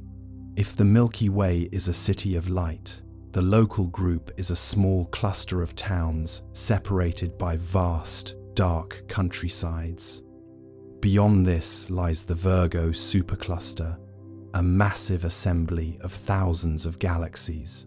And beyond that, the Laniakea supercluster, a structure so gargantuan it spans 500 million light-years. Laniakea, meaning immeasurable heaven, is a web of light where galaxies flow like water toward a gravitational center called the Great Attractor. As we reach the highest rungs, we encounter the defiant anomalies, structures that shouldn't exist. We find the Hercules Corona Borealis Great Wall, a filament of galaxies spanning 10 billion light-years. This structure represents 10% of the entire observable universe. Its very existence challenges the cosmological principle, which assumes the universe should be smooth and uniform on large scales. This wall is a giant knot in the fabric of space-time, a testament to the fact that the ladder of scales still has rungs we don't fully understand. We see giant circles in the cosmic microwave background and cold spots that hint at collisions with other universes or remnants from before the Big Bang itself. We also witness the monster galaxies like IC 1101. While our Milky Way is 100,000 light-years wide, IC 1101 is 6 million light-years across. It is an elliptical giant that has grown by devouring thousands of smaller galaxies over billions of years. If you placed IC 1101 where the Milky Way is today, it would swallow up Andromeda and most of our local group. It is a graveyard of stars, a terminal point in the evolution of galactic structures. At this scale, even the light that bridges the rungs takes millions of years to cross from one side of a single galaxy to the other.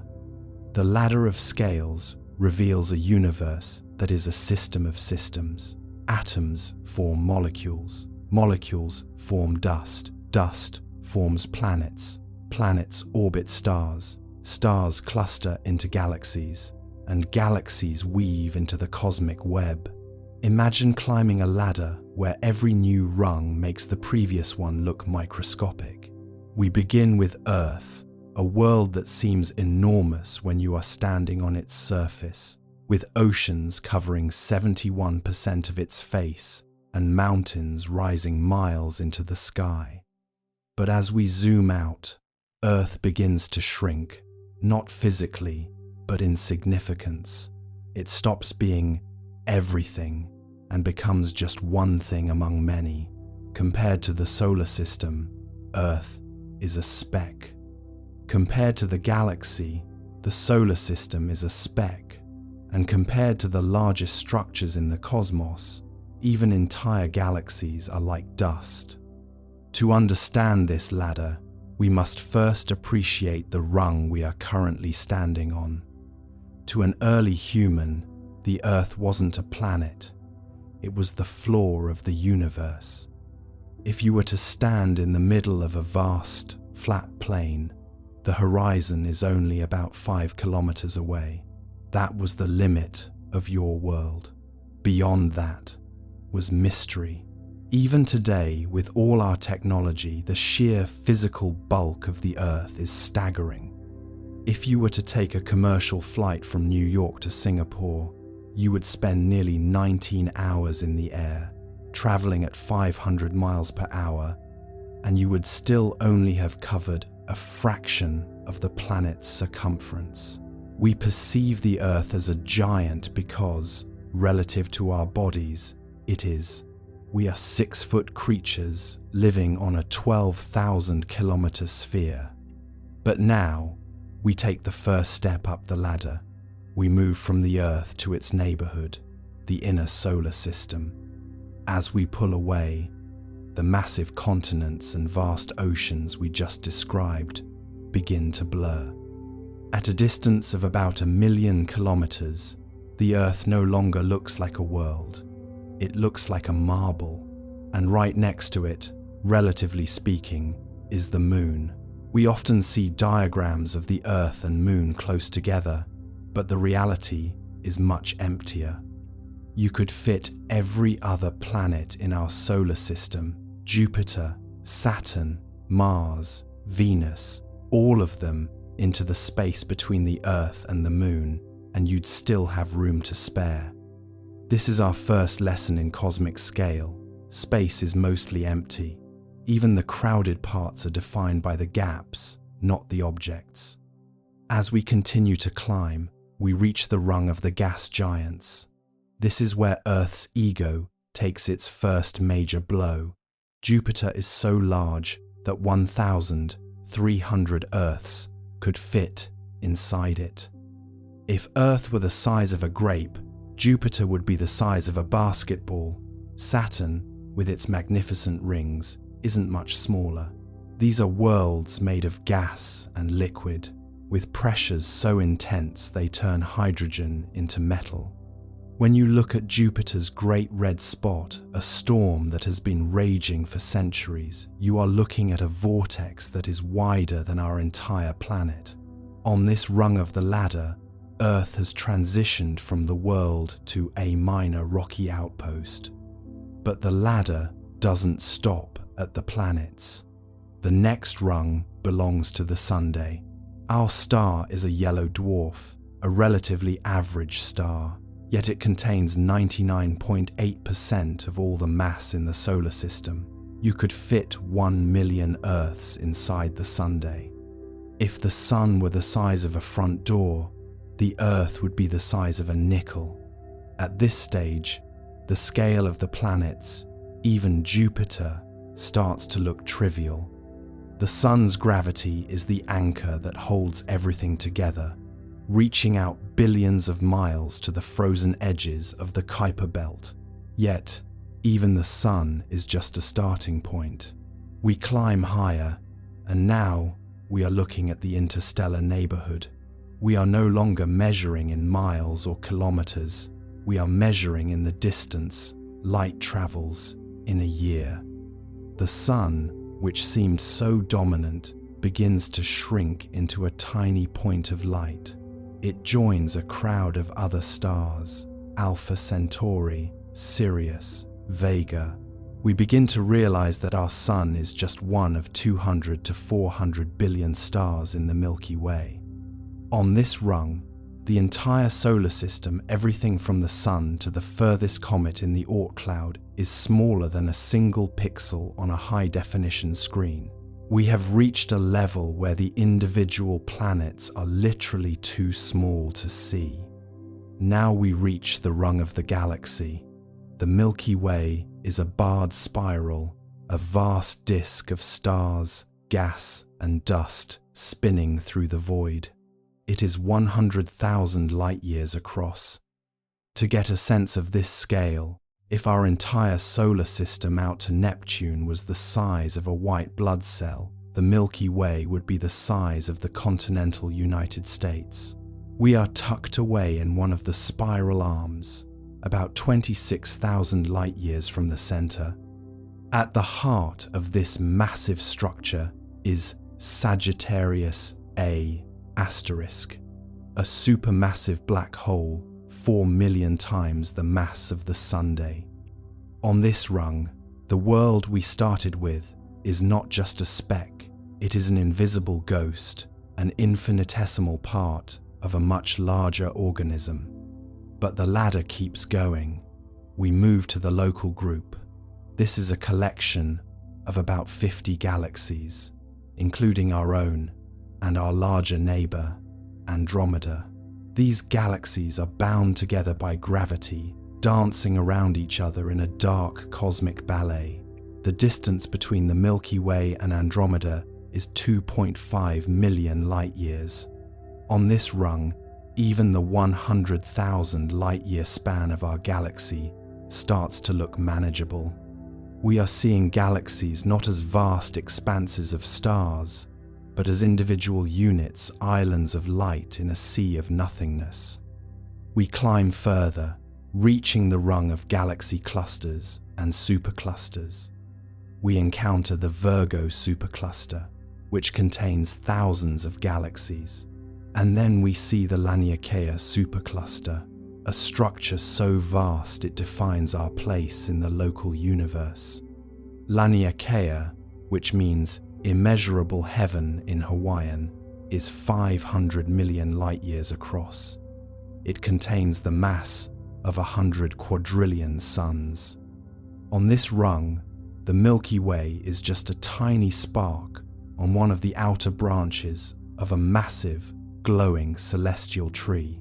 The ladder of scales has now taken us to a point where distance has become a concept that our brains can only process through mathematics.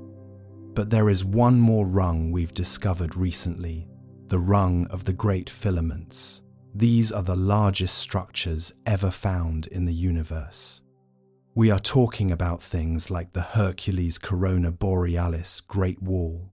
This is a filament of galaxies that spans 10 billion light-years. That is about 10% of the entire observable universe. It is a structure so gargantuan that it challenges our fundamental understanding of how the universe began. According to the cosmological principle, the universe should be smooth and uniform on such large scales, yet here is a wall of matter that defies that smoothness. On this final rung, we aren't just looking at stars or galaxies. We are looking at the cosmic web, the very skeleton of reality.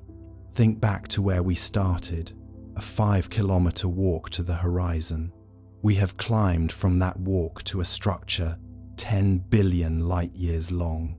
The ratio between a human stride and the Great Wall is almost too large to write down in zeros. This is the ladder of scales. It is a journey of systematic humiliation for the human ego, but it is also a journey of profound discovery. Every time we move up a rung, we lose something and we gain something.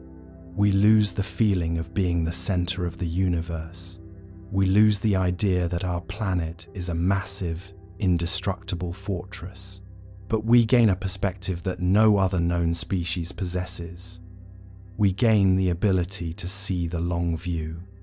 We learn that the universe isn't just a place where things happen. It is a structured, evolving, and terrifyingly beautiful, hierarchy. This ladder also teaches us about the nature of size. Size is entirely contextual. To a mountain, a human is nothing. To the earth, a mountain is a wrinkle. To the sun, the earth is a pebble. To the galaxy, the sun is a grain of sand. And to the cosmic web, the galaxy is a puff of smoke.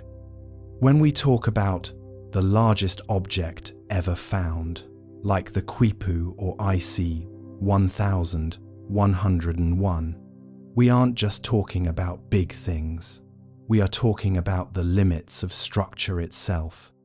We are asking, how much matter can gravity hold together before the expansion of the universe pulls it apart? As you use this segment in your stories, remember that the ladder of scales is the ultimate narrative tool. It allows you to move the audience from the intimate to the infinite. It reminds the viewer that while their problems feel world-sized, the world itself is speck-sized. This contrast is where the awe comes from. It's the tension between our tiny, fragile lives and the massive, ancient structures that surround us. We are creatures of the first rung, yet we have built telescopes and theories that allow us to see the top of the ladder. We may never physically leave our neighborhood, but mentally, we have already conquered the Great Wall.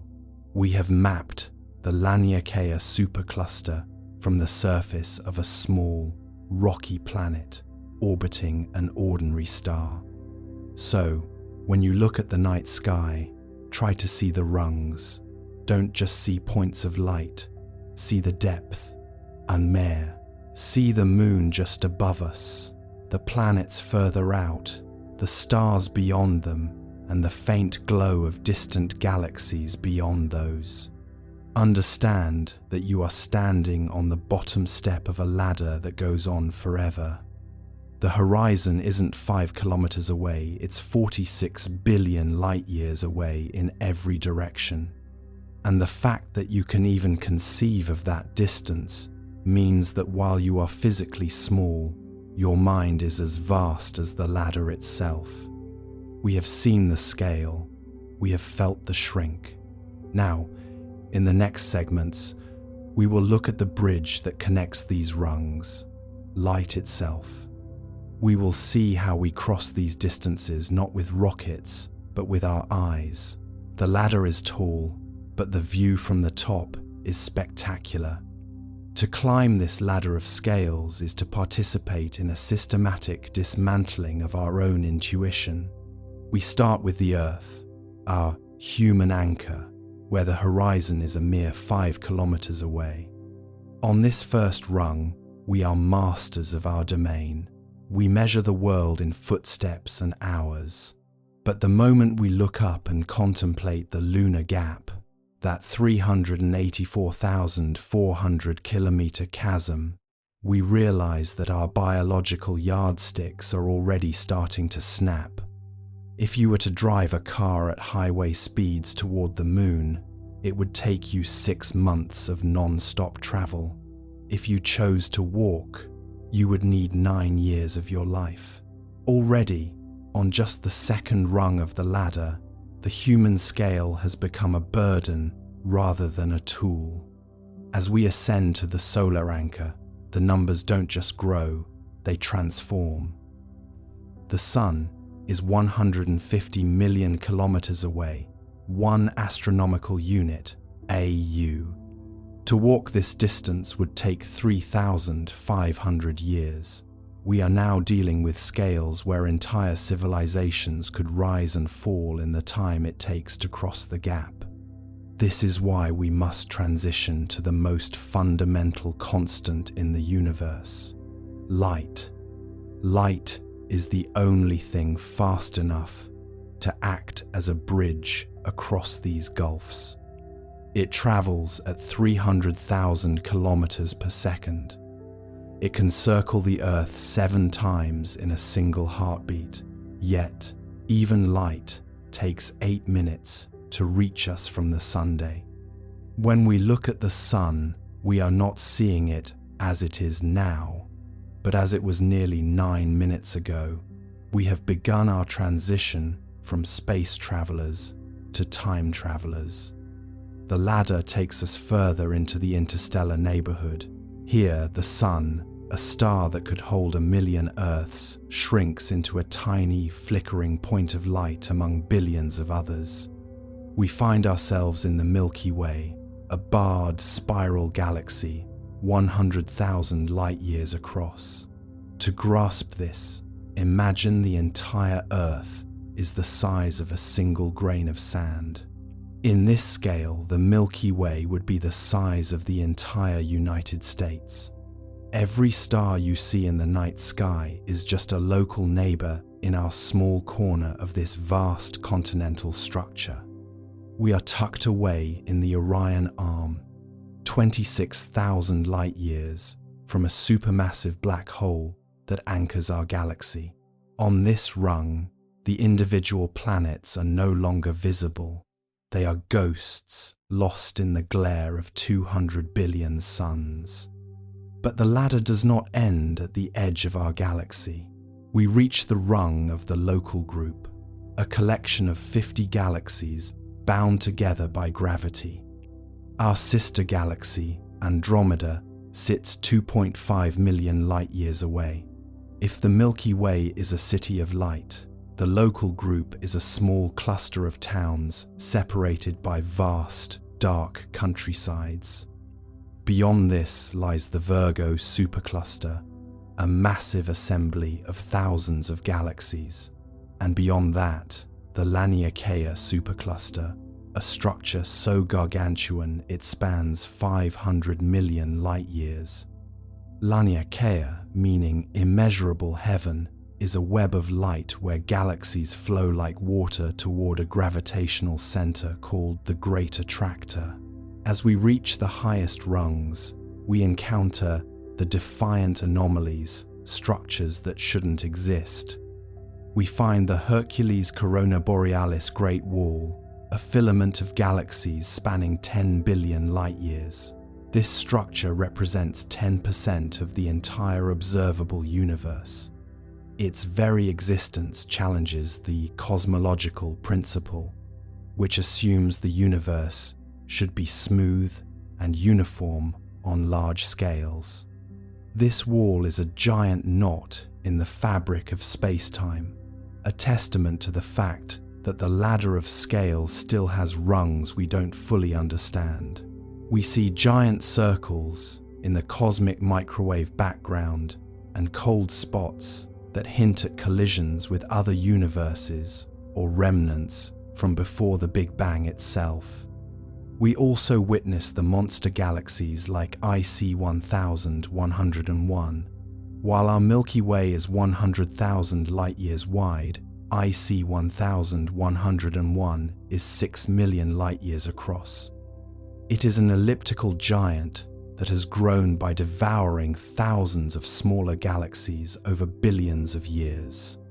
If you placed IC 1101 where the Milky Way is today, it would swallow up Andromeda and most of our local group.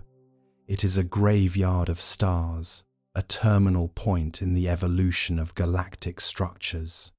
At this scale, even the light that bridges the rungs takes millions of years to cross from one side of a single galaxy to the other. The ladder of scales reveals a universe that is a system of systems. Atoms form molecules. Molecules form dust. Dust forms planets. Planets orbit stars. Stars cluster into galaxies. And galaxies weave into the cosmic web. When we think about a galactic collision, we often imagine it in human terms. We think of cars bumping in a parking lot, or two marbles clinking together on a wooden floor. We measure time in minutes or years, and distance in miles we can drive. But to understand what is coming for the Milky Way, we have to scale our perspective. Imagine you are standing in a very large, silent field at night. If you take one single step, that step represents about 100 years of a human life. To reach the beginning of the Roman Empire, you'd only need to walk about 20 steps. To reach the end of the last ice age, you might walk for a minute. But to reach the moment Andromeda and the Milky Way finally touch, you would have to walk across that field, out of the gate, across the continent, and halfway around the world. Right now, Andromeda is about 2.5 million light-years away. It's moving toward us at about 250,000 miles per hour. That sounds fast. It's much faster than a jet or a bullet, but because space is so large, it's like watching a snail crawl toward a house from 3 states away. It is a slow-motion fall. This comparison isn't perfect, as the scale of stars is much thinner than the scale of snails, but it gives us a calm place to begin. The collision isn't a crash, it's a dance. And tonight, we are going to watch the first steps. To understand the distance of 2.5 million light-years, we must first think about the light itself. Light is the fastest thing we know, yet even light, traveling at 186,000 miles every single second, takes 2.5 million years to reach us from Andromeda. When you look at that faint smudge in the constellation of Andromeda tonight, you are not seeing the galaxy as it is now. You are seeing it as it was when our ancestors were first beginning to walk upright on the African savanna. You are looking at ancient history, delivered to your eyes on a beam of light that has been traveling through the freezing vacuum of space for longer than our species has had names for the stars. Imagine, for a moment, that we could shrink the entire Milky Way down to the size of a dinner plate. In this scale, the Sun would be a microscopic speck of dust, and the nearest star, Proxima Centauri, would be another speck, about 4 miles away. Even at this tiny scale, the distance between the two galaxies is immense. If the Milky Way is a plate on a table in your kitchen, Andromeda is another plate sitting in a house several blocks down the street. Between those two plates lies nothing but cold, quiet air. They are drifting toward each other, but the movement is so subtle that if you stood and watched them for your entire life, you wouldn't see them move a fraction of a millimeter. We measure our lives in heartbeats, in hours, and in decades. We think of a long journey as a flight across an ocean or a drive across a continent, but the cosmos measures things in eons. To a galaxy, 1 billion years is like a season. The 250,000 miles per hour that Andromeda is traveling seems significant to us because we compare it to a car on a highway or a plane in the sky. But in the context of the 15 quintillion miles it has to travel, that speed is almost standing still. It is a patient approach. It is the steady, inevitable pull of two massive objects that have been aware of each other's gravity since the universe was young. When we use the word collision, our minds often jump to images of impact, shattering glass, the crunch of metal, a sudden and violent stop. But a galactic collision is nothing like that. It is more like two clouds of smoke drifting through one another in a still room. The stars within the Milky Way and Andromeda are so far apart that they will likely never touch.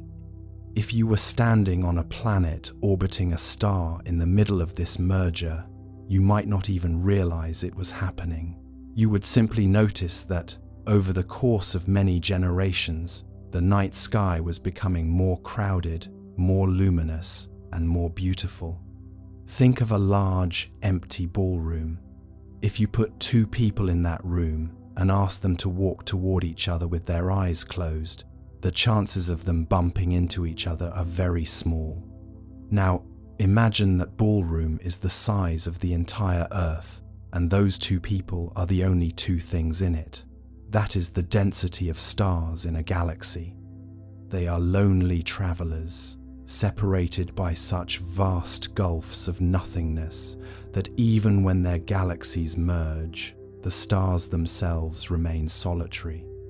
They pass like ships in the night, influenced by each other's gravity, changing their courses slightly, but never making contact.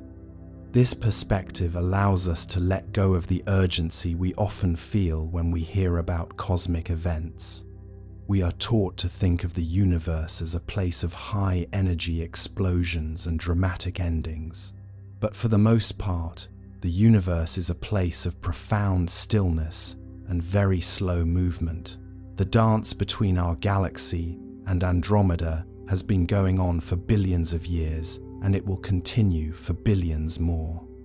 It is a process that began long before the first cell divided on Earth, and it will reach its climax long after the sun has lived out its life. As you lie there, consider the weight of this time. There is a deep, structural peace in knowing that some things are so large they cannot be rushed. The Milky Way is not just a collection of stars. It is our home, a vast, spinning city of light. And Andromeda is our neighbor, a mirror image of our own home, slowly making its way across the dark to meet us. There is no friction in this movement. There is no noise. There is only the silent, mathematical perfection of gravity drawing two giants together. Astronomers have spent decades calculating the exact trajectory of this encounter. They use mathematics to peer into the future, just as they use telescopes to peer into the past. What they see is not a catastrophe, but a transformation. The two spirals will eventually lose their shape. Their arms will stretch out like long, glowing ribbons, pulled by the tidal forces of the interaction. These tidal tails will contain millions of stars, flung out into the void like seeds scattered by a gentle wind. Some of these stars may find themselves in new orbits, while others may be sent on a journey into the empty space between clusters, becoming wanderers in the dark. But even these exiled stars are part of the continuity. Nothing is truly lost. It is only rearranged.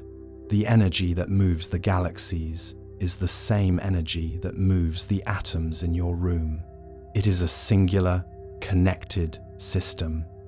As we move through this script, we will continue to zoom out, leaving the human scale behind and entering the realm of the truly cosmic. But for now, hold on to this image: the snail crawling toward the house, the plates on the table, the slow motion fall. The universe is not in a hurry to reach the end of its story, and you don't need to be either. Every breath you take is a small moment in a much larger timeline. The sky above us is changing, but it is changing so slowly that it feels like a promise of permanence. We are safe in the now, watching the forever unfold at its own pace. The first steps of the dance have already been taken. The music is the low, thrumming vibration of the vacuum, and the floor is the infinite stretch of space.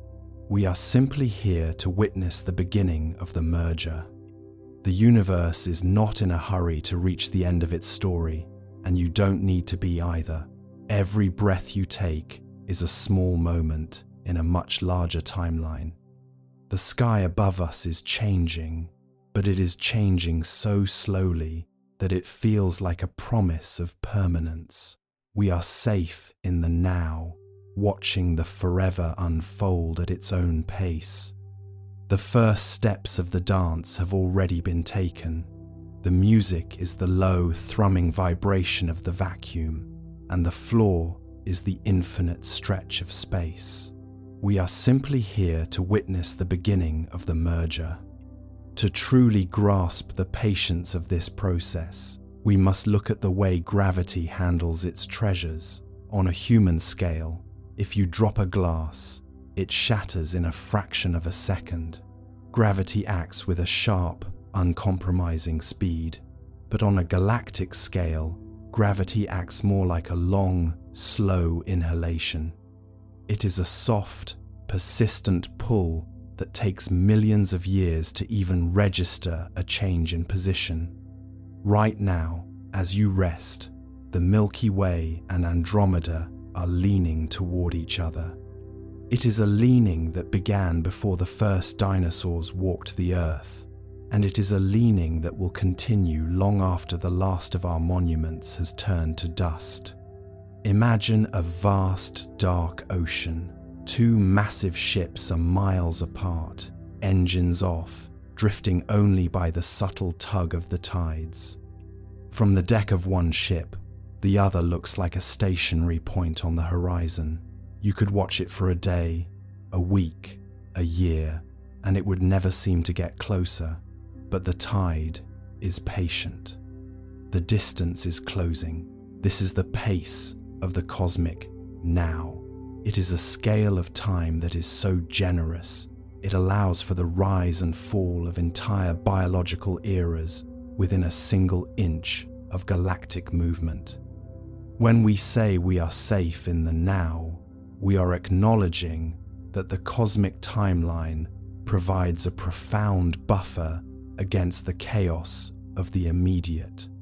The forever that is unfolding is so vast that it cushions every moment of our lives.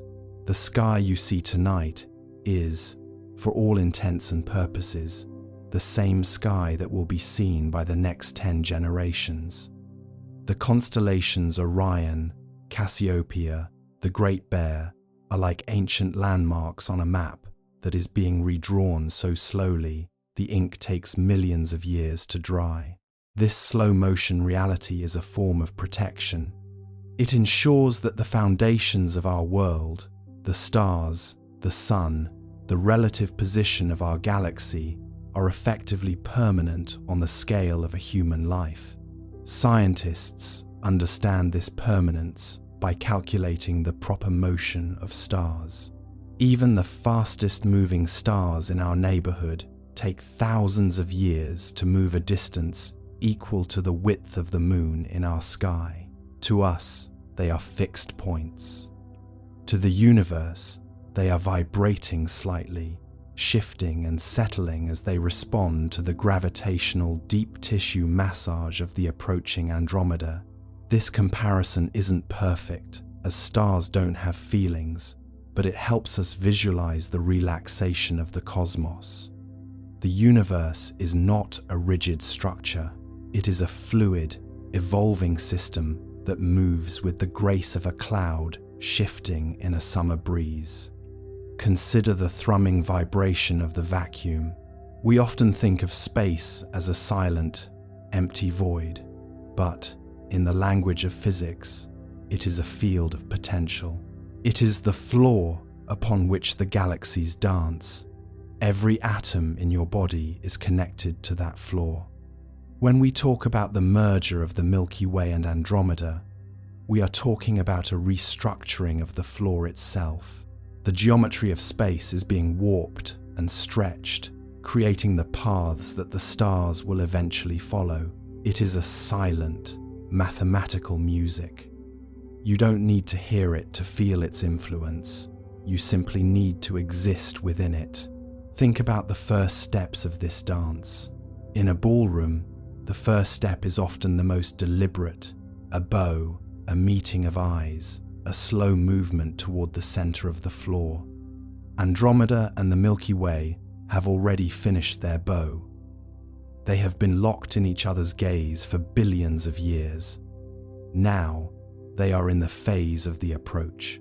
They are moving through the intergalactic medium, clearing a path through the thin, warm, hot gas we discussed.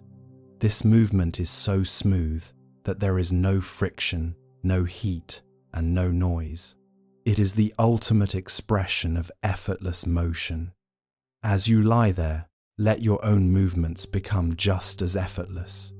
Your breath is its own kind of dance, a rhythmic expansion and contraction that mirrors the cycles of the stars. You are a small, quiet participant in the merger. Your atoms, which were once part of a star that lived and died long ago, are now part of a being that is witnessing the next great chapter of that star's history. There is a deep, structural continuity in this. You are not an outsider looking in. You are a piece of the galaxy contemplating its own future. The forever that is unfolding does not require your permission or your energy. It is an inevitable process, driven by the same laws that make a leaf fall to the ground or a planet orbit a sun. This inevitability is a source of peace. In a world where so many things are uncertain, the merger of the galaxies is a mathematical certainty. It is a promise kept by the universe. It reminds us that there is an order to things, a grand architecture that remains stable even when our individual lives feel chaotic. Astronomers didn't always realize that the now was so stable. In the early days of cosmology, there was a fear that the universe might be a place of sudden, violent collapses. But the more we look, the more we see the patience. We see that the final hour is actually a final eon. We see that the collision is a merger. The language we use to describe these events has softened as our understanding has grown. We no longer see a catastrophe. We see a union. We see the birth of Milkomeda, a single, massive, peaceful island of light. This shift in perspective is what allows the mind to relax. When we replace the shocking with the inevitable, the brain stops looking for threats and starts looking for patterns. The pattern of the galactic merger is one of beauty and symmetry. It is the two-part harmony of gravity. As the Milky Way and Andromeda draw closer, they will begin to pull on each other's edges, creating the long, glowing tidal tails we will explore later. But for now, they are still two distinct entities, moving toward each other with a respect and a grace that only the cosmos can achieve. Imagine the floor of the infinite stretch of space. It is a velvet darkness that stretches in every direction, dotted with the light of 1 trillion suns. Upon this floor, the two galaxies are moving at 250,000 miles per hour, yet they seem to be standing still. This is the paradox of the human scale perspective. We can know the numbers, but we can only feel the stillness. That stillness is where we live. That stillness is the now that protects us. Every breath you take is a small moment in this timeline. If you lived for 100 years, you would take about 800 million breaths. In that same time, Andromeda would have moved about 200 billion miles closer to us. That sounds like a lot, but on the scale of 15 quintillion miles, it is almost nothing. It is like the snail moving another fraction of an inch toward the house 3 states away. The snail is not tired. The snail is not in a hurry. The snail is simply moving because that is what it does. The universe is simply moving because that is what it does. It is expanding, it is pulling, and it is merging. You can let go of the need to keep up. You can let go of the need to understand every mile of the 15 quintillion miles. You are here, in the kitchen of the universe, and the plate on the table is perfectly still. The partner plate is blocks away, and the walk toward each other is the longest, slowest, most beautiful walk ever taken. As the night deepens, let the thrumming vibration of the vacuum become the white noise of your sleep. It is the sound of existence itself, the low-frequency hum of a universe that is working exactly as it should. There are no alarms in the deep field of space. There are no sudden twists in the orbits of the stars. There is only the steady, unhurried progression of gravity. We are safe in the now. The sky is a promise. The dance is beginning, and you are here to witness it, not with the urgency of a scientist, but with the quiet wonder of a passenger. You are on a journey that will take billions of years, and you have already arrived. You are exactly where you need to be, resting in the arms of a galaxy that is falling into the arms of another. The music is playing, the floor is vast, and the dance is a slow motion fall into the future. There is no rush. The universe is patient, and tonight you can be patient too. You can allow the forever to unfold while you rest. You can allow the now to be enough. The first steps have been taken. The rest of the dance will wait for you. The stars continue to move in their wide, dark circles. The light from the most distant quasars continues to bend around invisible mountains of mass. Every breath you take is synchronized with a universe that is quietly growing, stretching its limbs into the infinite. The dark energy remains a soft pressure against the void.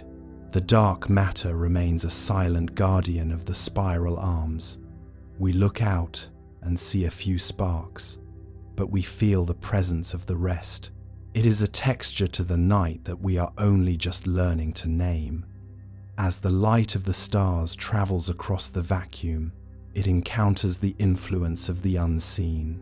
It shifts, it curves, it tells a story of a hidden architecture.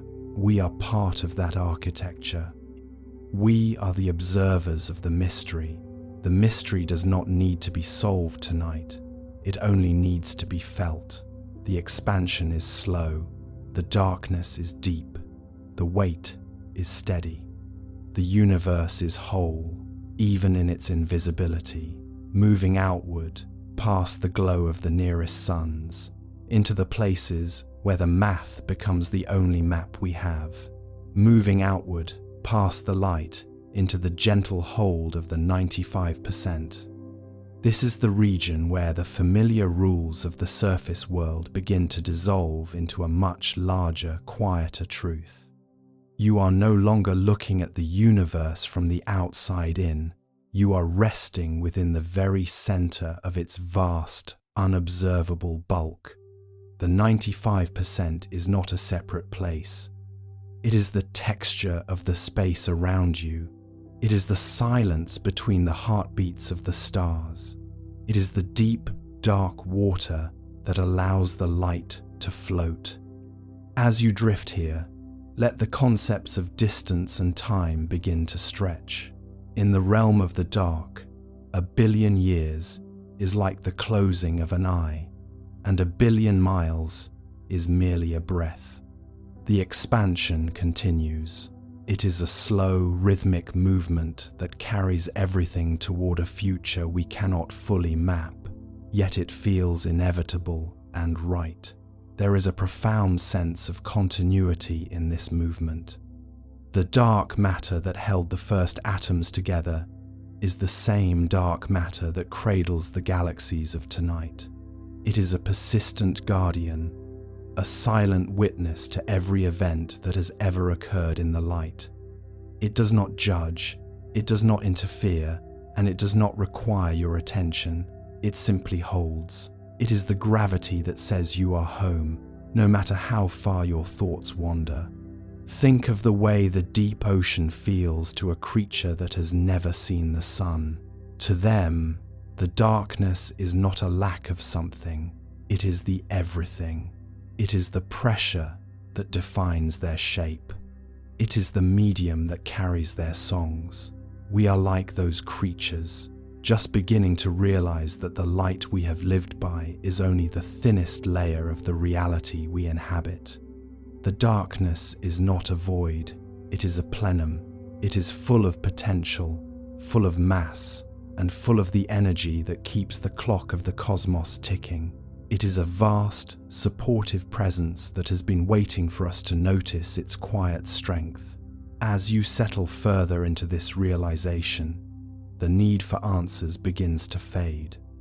We often think that knowledge is the only way to find peace, but in the face of the infinite, there is a different kind of peace to be found in acceptance. We accept that the universe is larger than our vision. We accept that the forces that drive the expansion of space are beyond our current touch. We accept that we are small, and in that smallness, we find a great release. You do not have to solve the equations of dark energy to feel its effects. You do not have to see the particles of dark matter to be held by their gravity. You are part of the system, and the system is functioning perfectly. The dark energy is a gentle, persistent push. It is the reason there is more space today than there was yesterday. It is the universe creating more room for itself to exist. Imagine the stillness of a great, empty hall before a concert begins. The air is charged with the potential of what is to come. The dark energy is that stillness, stretched across the entirety of time. It is a quiet, cosmic sigh that grows more profound with every passing eon. It is the sound of the universe expanding its horizons, moving toward a state of ultimate, peaceful equilibrium. In this infinite ending, there is no final curtain, there is no goodbye. The story of the 95% is a story that has no conclusion, only a slow fading into the background of your thoughts. The stars will continue to burn, the galaxies will continue to spin, and the dark will continue to provide the foundation for it all. You are a part of this continuity. Your molecules were forged in the hearts of stars that were held in place by dark matter. Your history is written in the light, but your existence is supported by the shadow. Let the scale of the universe become a source of comfort. When you feel the weight of your own life, remember the weight of the dark matter. It is a weight that builds galaxies. It is a weight that organizes the very structure of reality, and yet it is a weight that is so gentle it passes through you without a sound. Moving outward, the boundaries between the self and the cosmos begin to blur. You are the observer, but you are also the observed. You are the light, but you are also the dark. The universe is a single, breathing entity, and you are one of its many breaths. The silence is not empty. It is a conversation between the forces of creation and the forces of expansion. It is a melody played on the strings of the invisible. The light of the stars will eventually reach the end of its journey, but the influence of the unseen will remain. The 95% is the eternal part of the story. It is the part that does not fade, does not burn out, and does not change its nature. It is the constant. It is the truth behind the appearance of things. As you drift into the final layers of this meditation, let the words fall away, let the facts dissolve into feelings. The expansion is slow, the darkness is deep, the weight is steady. So, let the thoughts of the day dissolve into the dark. Let the worries of the visible world fade into the background. They are only the 5%. They are small. They are fleeting. The dark is the truth. The dark is the weight. The dark is the peace. You are floating now, truly floating, in a sea of silent, supportive shadows. The universe is whole, even in its invisibility, moving outward, moving into the gentle hold, moving into the 95%, moving, moving, moving.